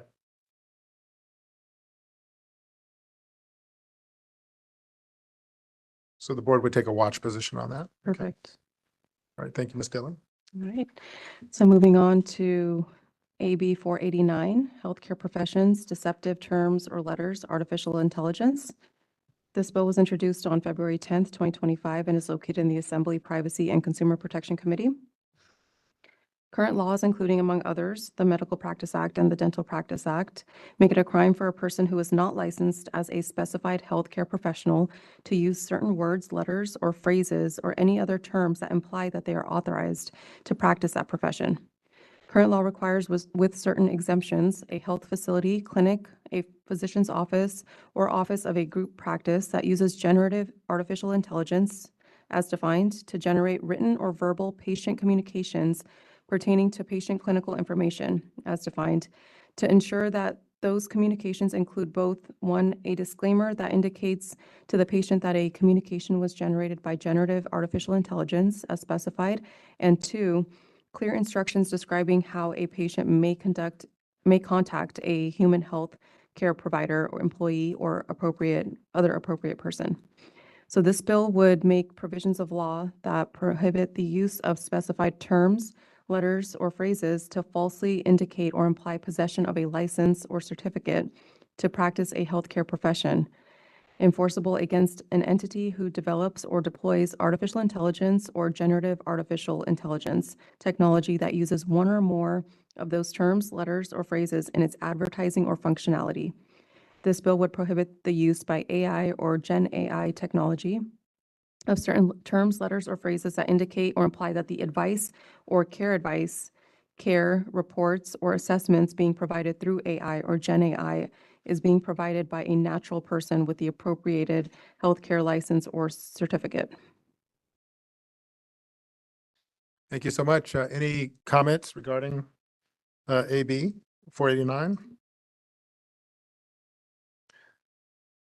I mean, I think, at least from my perspective, it sounds like a pretty good opportunity to ensure that we have checks and balances when it comes to artificial intelligence. And seems like the bill puts in public protection through a mechanism of ensuring that folks that are receiving information, that it's not being somehow misrepresented as a kind of a live person or using specific initials that would indicate it's a licensee. Right. And we've seen chat boxes. I've seen one before. The chat box would just, identify itself as a practicing, physician, for example, and it misleads the user into believing that you're speaking with a licensed professional. And so Vicariously through the use of AI. Yeah. Yeah. Where, help me, where have you seen that? I've seen it on a colleague's computer when this bill was being discussed at a meeting. Oh, so they showed you They showed us the chat box. exemplar. And So yeah. it comes across as its actual advice from some type of healthcare practitioner. Right. In this specific one, they didn't state a name or license number, but it did imply that they were licensed by the state. So that could be very misleading. And was the origin of that domestic or foreign? I'm not sure about that.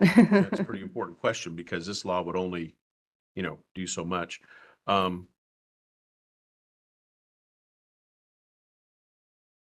What page is the text on of it? 96. Okay. So where is it at in the process right now? It is in the Assembly Privacy and Consumer Protection Committee, so they're reviewing it. It's still in the early stages though, so this was introduced on February 10th, so there's a lot of room for input, and we can suggest amendments as well, anything that the board would wish to relay back to staff. You know, my fear is Dion, is that this is such an evolving and complex area that attempting to legislate at this point without even understanding the contours of what we're trying to protect against is a little dangerous.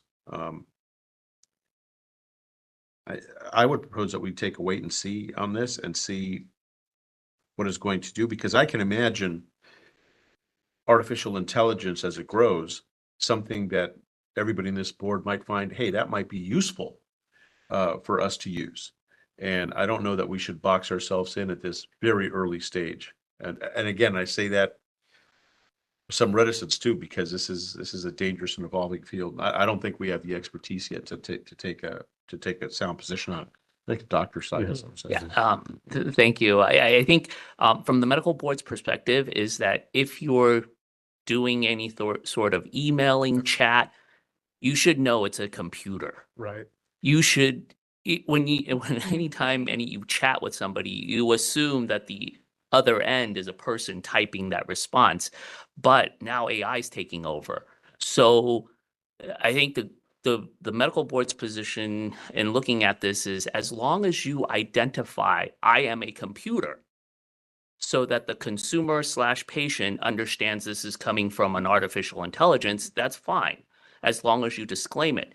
You can't say, Dr. Robot, this is Dr. Robot, and I'm giving you how to cure your ear infection, when the person thinks, oh, it just means that his last name is Robot, you know? And so I think from the medical board perspective is that as long as you identify that if you're a robot, you can't call yourself a doctor, then at least you know that you're talking to a robot. Yeah, and just to dovetail on that, we are using artificial intelligence in healthcare. We're using it for predictive analytics, for responding to patient messages, in some cases for medical decision making. And so to Dr. Sai's point, I think being able to really know who you're, is it the artificial intelligence, algorithm you're talking to, or is it a licensee that's typing something through that's coming out? So I do think there is some merit to this bill. And I do think as a board, we should take some position on it. Now, again, it's probably going to come back, right? I mean, I think it's going to come back with amendments and other things that we're going to have to take a look at it. But certainly it seems, in my viewpoint, a focus on public protection, given the wide use of AI and how patients are actually looking to kind of self-diagnose through AI. I think is somewhat problematic. So I think that is some concerns, even by the California legislature during our joint sunset review, where concerns around artificial intelligence was also articulated. So I do think maybe we should we can certainly take a watch and see if everyone is okay with that, or we can take a support on the bill, and then it could come back and we could take another look at it. I think either or is fine. Well, here's the problem. I see. I get the idea that Dr. Sai put it perfectly, right? Mhm. If you're being told it is a real flesh and blood doctor, terrific, great, okay. The problem is this bill puts the onus on us, right? It says the appropriate healthcare professional licensing board may pursue an injunction or restraining order to enforce the provisions of this chapter. So even the legislature is saying, yeah, we're gonna kind of outlaw, but hey, it's up to you guys to deal with it. So that's why I don't think this bill is mature enough yet. I think it needs some tweaking, and I don't know. That's the part that really makes me uncomfortable, just the procedure of it. Yeah. Why should this come out of our budget? Yeah. If it's a statewide problem Yeah. for all boards, why should this be our problem? I think the legislature should be funding this.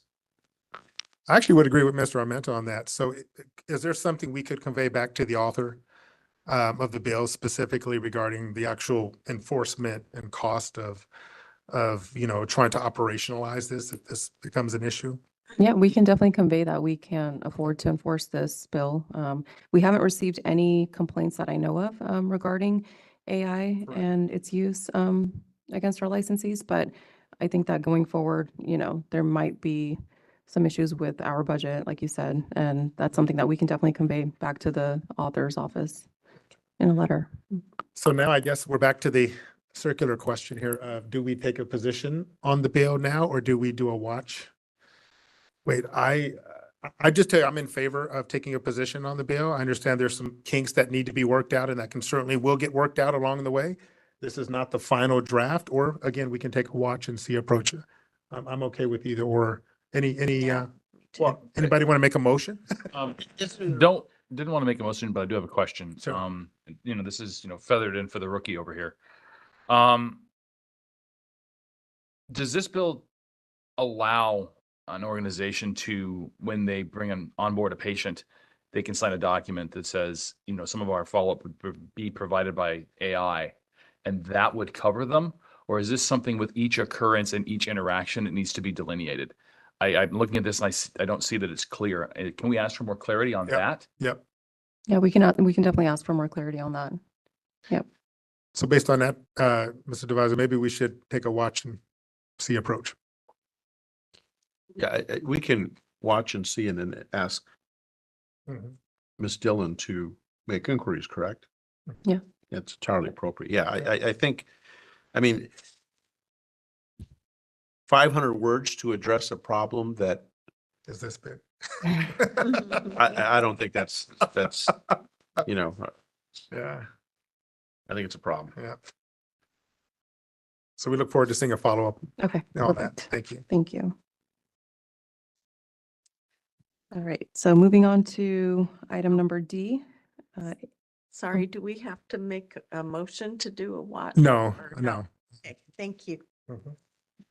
Moving on to item number D, AB 667, Professions and Vocations License Exams Interpreters. This bill was introduced on February 14th, 2025, and is located in the Assembly Health Committee.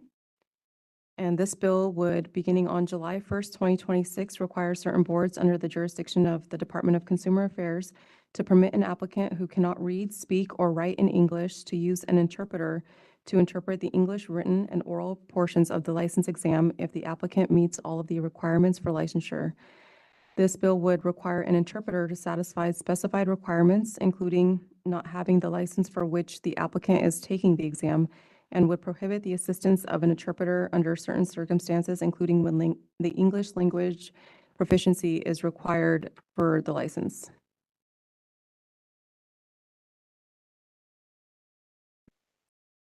So just to make sure, I may have missed that, but does this apply to us because we don't require or administer state licensing exams? I don't think it would apply to us because, Right. we don't Yeah, we have a don't national exam. regulate that Exactly. in a sense. So for us, this doesn't really impact the PA board. Correct. Thank you. Michael Kanotes, let me just sort of jump in there, because the concern could be that if this bill is enacted, how do we comply with that? Because what it's saying, because although the national licensing exams of all the boards are established and administered by another entity, they are all creatures of state law in that the examination is required, and then we sort of contract out and make it the requirement through our regulations that it actually be the exam that's offered by the national organization. So what I'm saying is I'm not quite sure how they would comply with this, because then I'm not sure how the board would require the national organization. Yeah, and I'm not sure. Yeah, that's a great question. Yeah, Michael, I don't really have an answer for that because all PAs are nationally certified. We don't administer state licensing exams. We really have no control of what actually goes into the blueprint, the NCCPA blueprint, in which PAs are tested on through the physician assistant, the national certification exam, and the recertification exam that we take every 10 years. I think Christy has.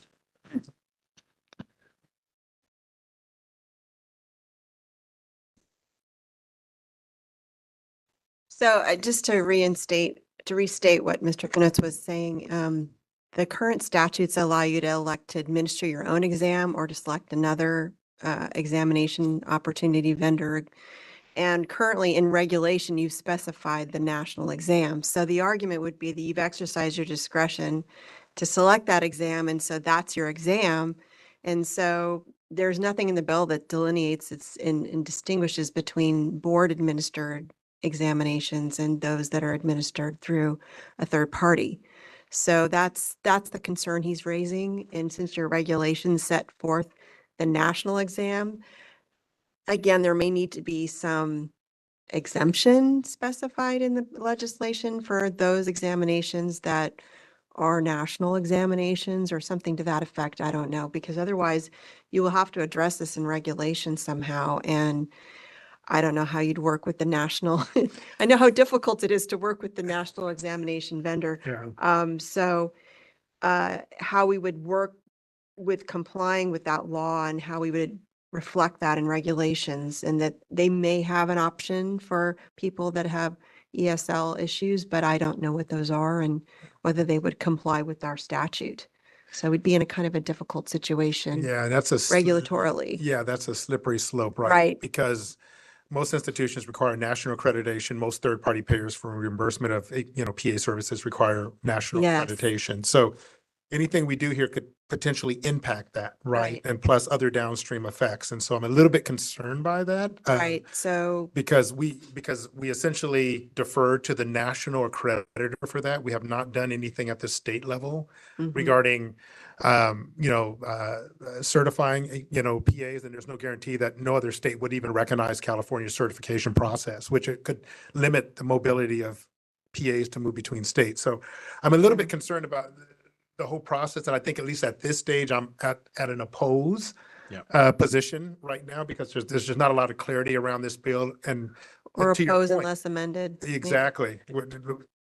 Opposed to less amended, and we'd have to have some of those exemptions you articulated, because Right. there's not- Otherwise, we'd have to regulatorily try to map out how we would be complying with that Correct. requirement, and I'm not sure how Yeah. we would. I think it would actually be a pretty, Next to impossible. to do. So I just, yeah.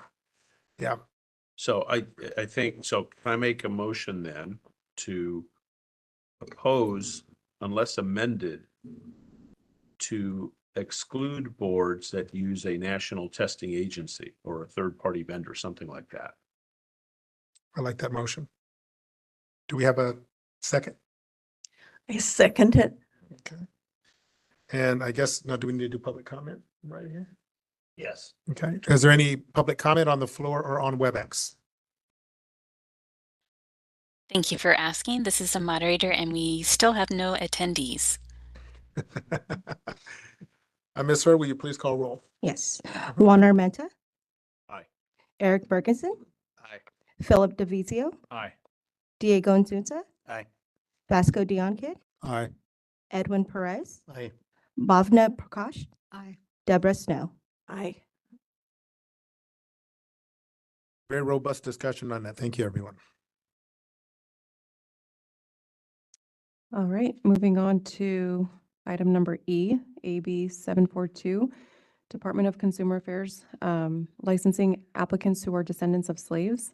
This bill was introduced on February 18th, 2025, and is located in the Assembly Judiciary Committee. This bill would require DCA boards to prioritize applicants seeking licensure who are descendants of American slaves once a process to certify descendants of American slaves is established. The bill would make those provisions operative when the certification process is established and would repeal those provisions 4 years from the date on which the provisions became operative or on January 1st, 2032, whichever is earlier. The bill would make these provisions operative only if Senate Bill 518 of the 2025-26 regular session is enacted, establishing the Bureau for Descendants of American Slavery, which would create a division to establish a process to certify descendants of American slaves. So I have a quick comment. So this is reminiscent of AB 2862, which, if I'm not mistaken, actually died in the Senate Committee on Business Professions and Economic Development. Correct. And for those, it was, I think 2862 was in 2024. It would have required state licensing boards under the DCA to prioritize African-American applicants seeking licensees, especially applicants who are descendants from a person enslaved in the United States. Correct. So I think at that time we were at an opposed position because we already process applications within a 30-day period. So there's really no bottleneck that we anticipate for any licensee. Right, that was correct. Okay. And if I could comment, this reminded me of the give priority to victims of the Armenian genocide. Yeah, yeah. You know, I understand that these legislators put these vanity bills up there for us, but we don't need them. We don't need to prioritize anybody given our speed and efficiency. And I don't think we should be dipping our foot into this type of legislation that prioritizes one ethnicity or victim over another, given that we don't have any constraints practically on processing. So we will unless the board members disagree, I think we want to maintain an opposed position to this bill. I move to oppose. Yep. And I think so do we need to? So we had a motion to Oppose? We need a second. Second motion there, okay. Is there any public comment on WebEx? Thank you for asking, and we still have no attendees. Okay, Ms. Sir, will you please call roll? Can I ask who motioned? I did. Okay, and second? Here you go. Thank you. Okay, Juan Armenta, Aye. Eric Bergensen, Aye. Philip DeVizio, Aye. Diego Insunza. Aye. Vasco Diankit, Aye. Edwin Perez, Aye. Bhavna Prakash, Aye. Deborah Snow. Aye.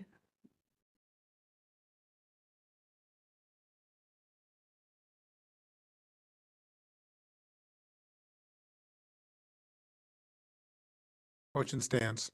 Approved. Thank you. All right, moving on to item number F, AB 1501, physician assistants and podiatrists. This bill was introduced on February 24th, 2025, and is located in the Assembly Business and Professions Committee. The Medical Practice Act establishes in the Department of Consumer Affairs the Podiatric Medical Board of California to license and regulate podiatrists. The Physician Assistant Practice Act establishes in the Department of Consumer Affairs the Physician Assistant Board to license and regulate physician assistants. Current law repeals the provisions establishing those boards on January 1, 2026, and specifies the repeal of those provisions as renders those boards subject to review by the appropriate policy committees of the legislature. This bill would express the intent of the legislature to reevaluate the Podiatric Medical Board and the Physician Assistant Board through the joint legislative sunset review oversight process, and to subsequently include in this measure recommendations produced through that process. So currently, this bill does not include anything for the Physician Assistant Board. We're still awaiting on the amendments for that. And once we do hear back from the legislature on those amendments, we will bring those to the board for discussion. So this is our sunset bill. This is right? our sunset bill. Right, so it's our sunset bill, and there will be some provisions. Currently, I think there's only podiatry stuff in there now. There's nothing related to PA. So Correct. I think it's better to have a watch and wait approach until we see what the legislature puts in the bill. Perfect. Does anyone disagree with that? All right, moving on to Senate Bill 470, Bagley-Keene Open Meeting Act teleconferencing.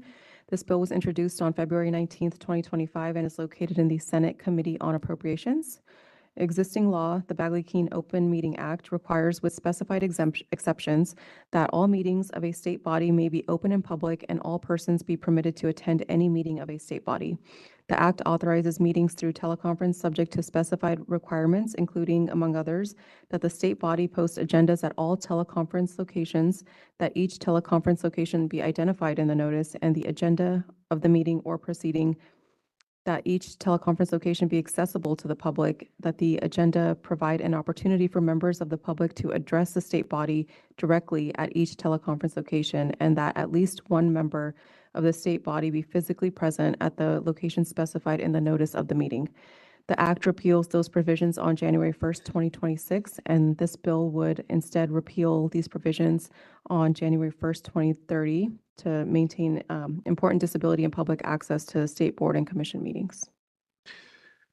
Thank you so much. So I would love to get Mike's opinion on this. This seems to provide more flexibility to boards in supporting teleconference or meetings by teleconference.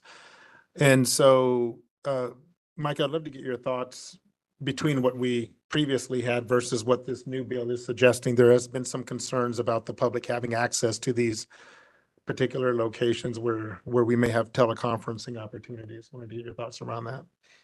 So this bill is actually just continuing the authority that we have at present. Okay. Presently, that is to expire in 2026 next year, and this would extend it an additional 4 years. Okay. The situation that we have, boiling it down, what we can do now in terms of hybrid meetings requires us to have a quorum in the room, as opposed to the way we operated during the pandemic and virtual meetings. This would preserve that procedure for another 4 years and also allow committees to meet fully virtually. Does anyone, yes, Ed? I had a question along the same lines, which is the concern. So if a board member were to elect to participate virtually, my understanding is we're required to notice the location, but also make that location accessible. Not in the hybrid type of meeting that this authority provides. Only individuals who really, you have to work that out with your board president in advance. I mean, there's only at times your president will probably need most of you in the room. But the individuals who participate remotely in this form of meeting, okay, in California, we like to make things incredibly complicated. So we have three different teleconference procedures, teleconference hybrid meeting procedures. In this form, no, that's the point, is you would not have to, the members attending virtually would not have to disclose their location and allow members of the public to be present. Okay. Yeah, because otherwise I'll have to do it at Starbucks somewhere. As long as you're supplying the coffee, I think people will come. There are things that we do for traditional teleconferences if we're going to have one of those, because those would have to be noticed. Does anyone else have any comments regarding this bill? I think it provides broad flexibility. I think, I don't, so I guess at least my perspective, for what it's worth, I think we should take a support position. However, I'll entertain other suggestions from board members. I think it offers us opportunities and cost-cutting strategies as travel costs continue to rise. So should we take a support position on this bill? I'll move to support it. Okay. Is there a second? Second. Okay. That happened concurrently, so I don't know who was first. And is there any public comment on WebEx? Thank you for asking, and we still have no attendees. Okay. Ms. Hurd, could you please call roll?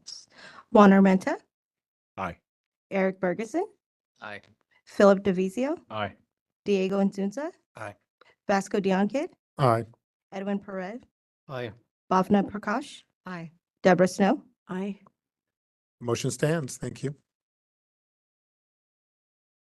All right, moving on to the final bill, SB 641, Department of Consumer Affairs and Department of Real Estate, States of Emergency, Waivers, and Exemptions. This bill was introduced on February 20th, 2025, and is located in the Senate Committee on Public Safety.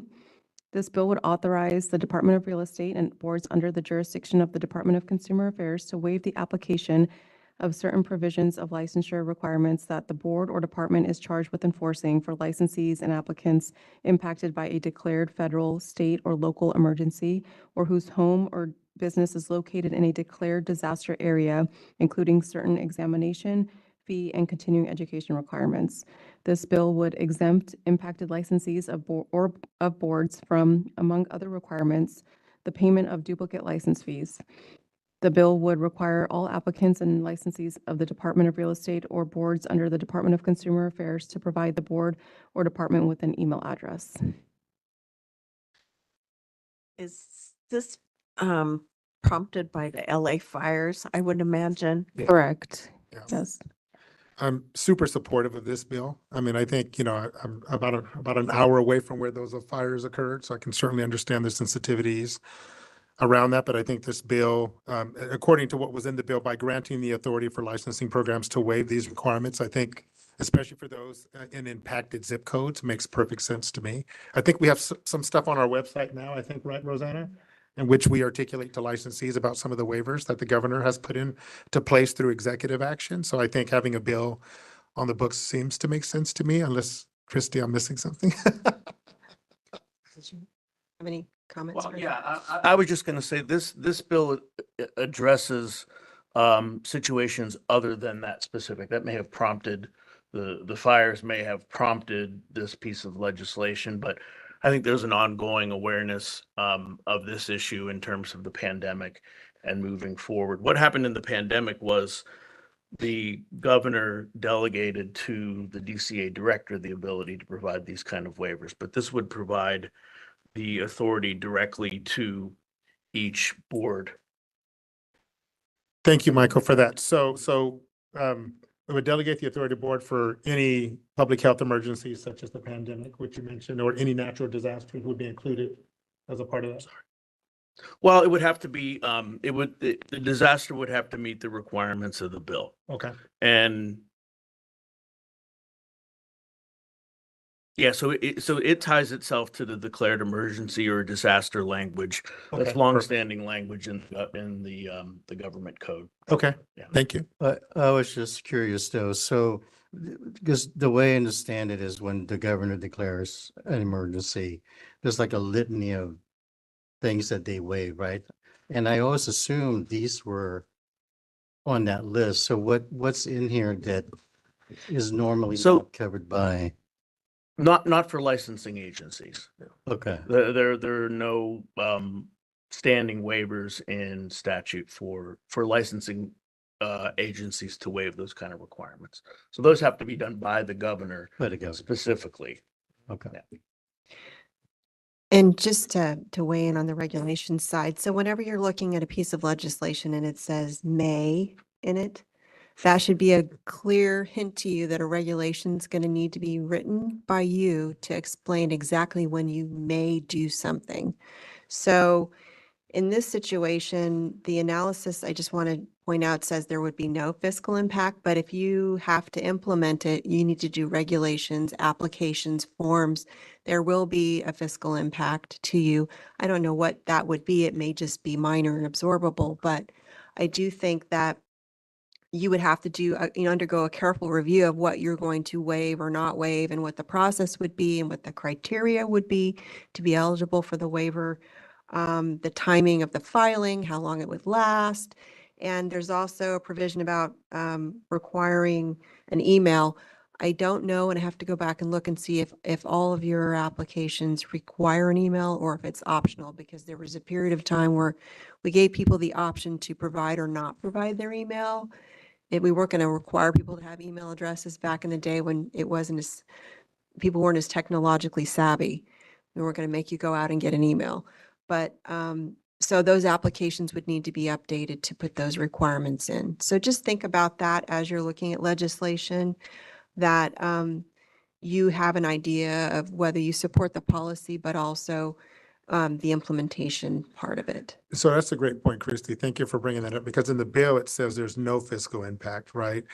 And so that's a little misleading when you kind of think about that. And thank you for providing that context to the board.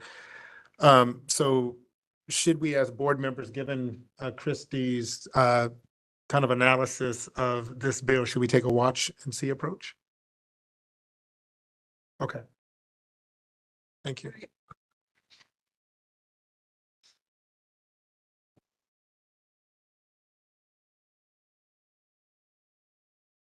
All right, Ms. Dillon, thank you. Really appreciate that. All right, so going to item number 16 on the agenda items for the next meeting. As I mentioned earlier, we'll be bringing up the topic of practice agreements, and I will articulate that in the next agenda. Are there any additional items that the board would like to see on the agenda for next meeting? Yes, as the medical, could we have a little rundown of how our complaint process works?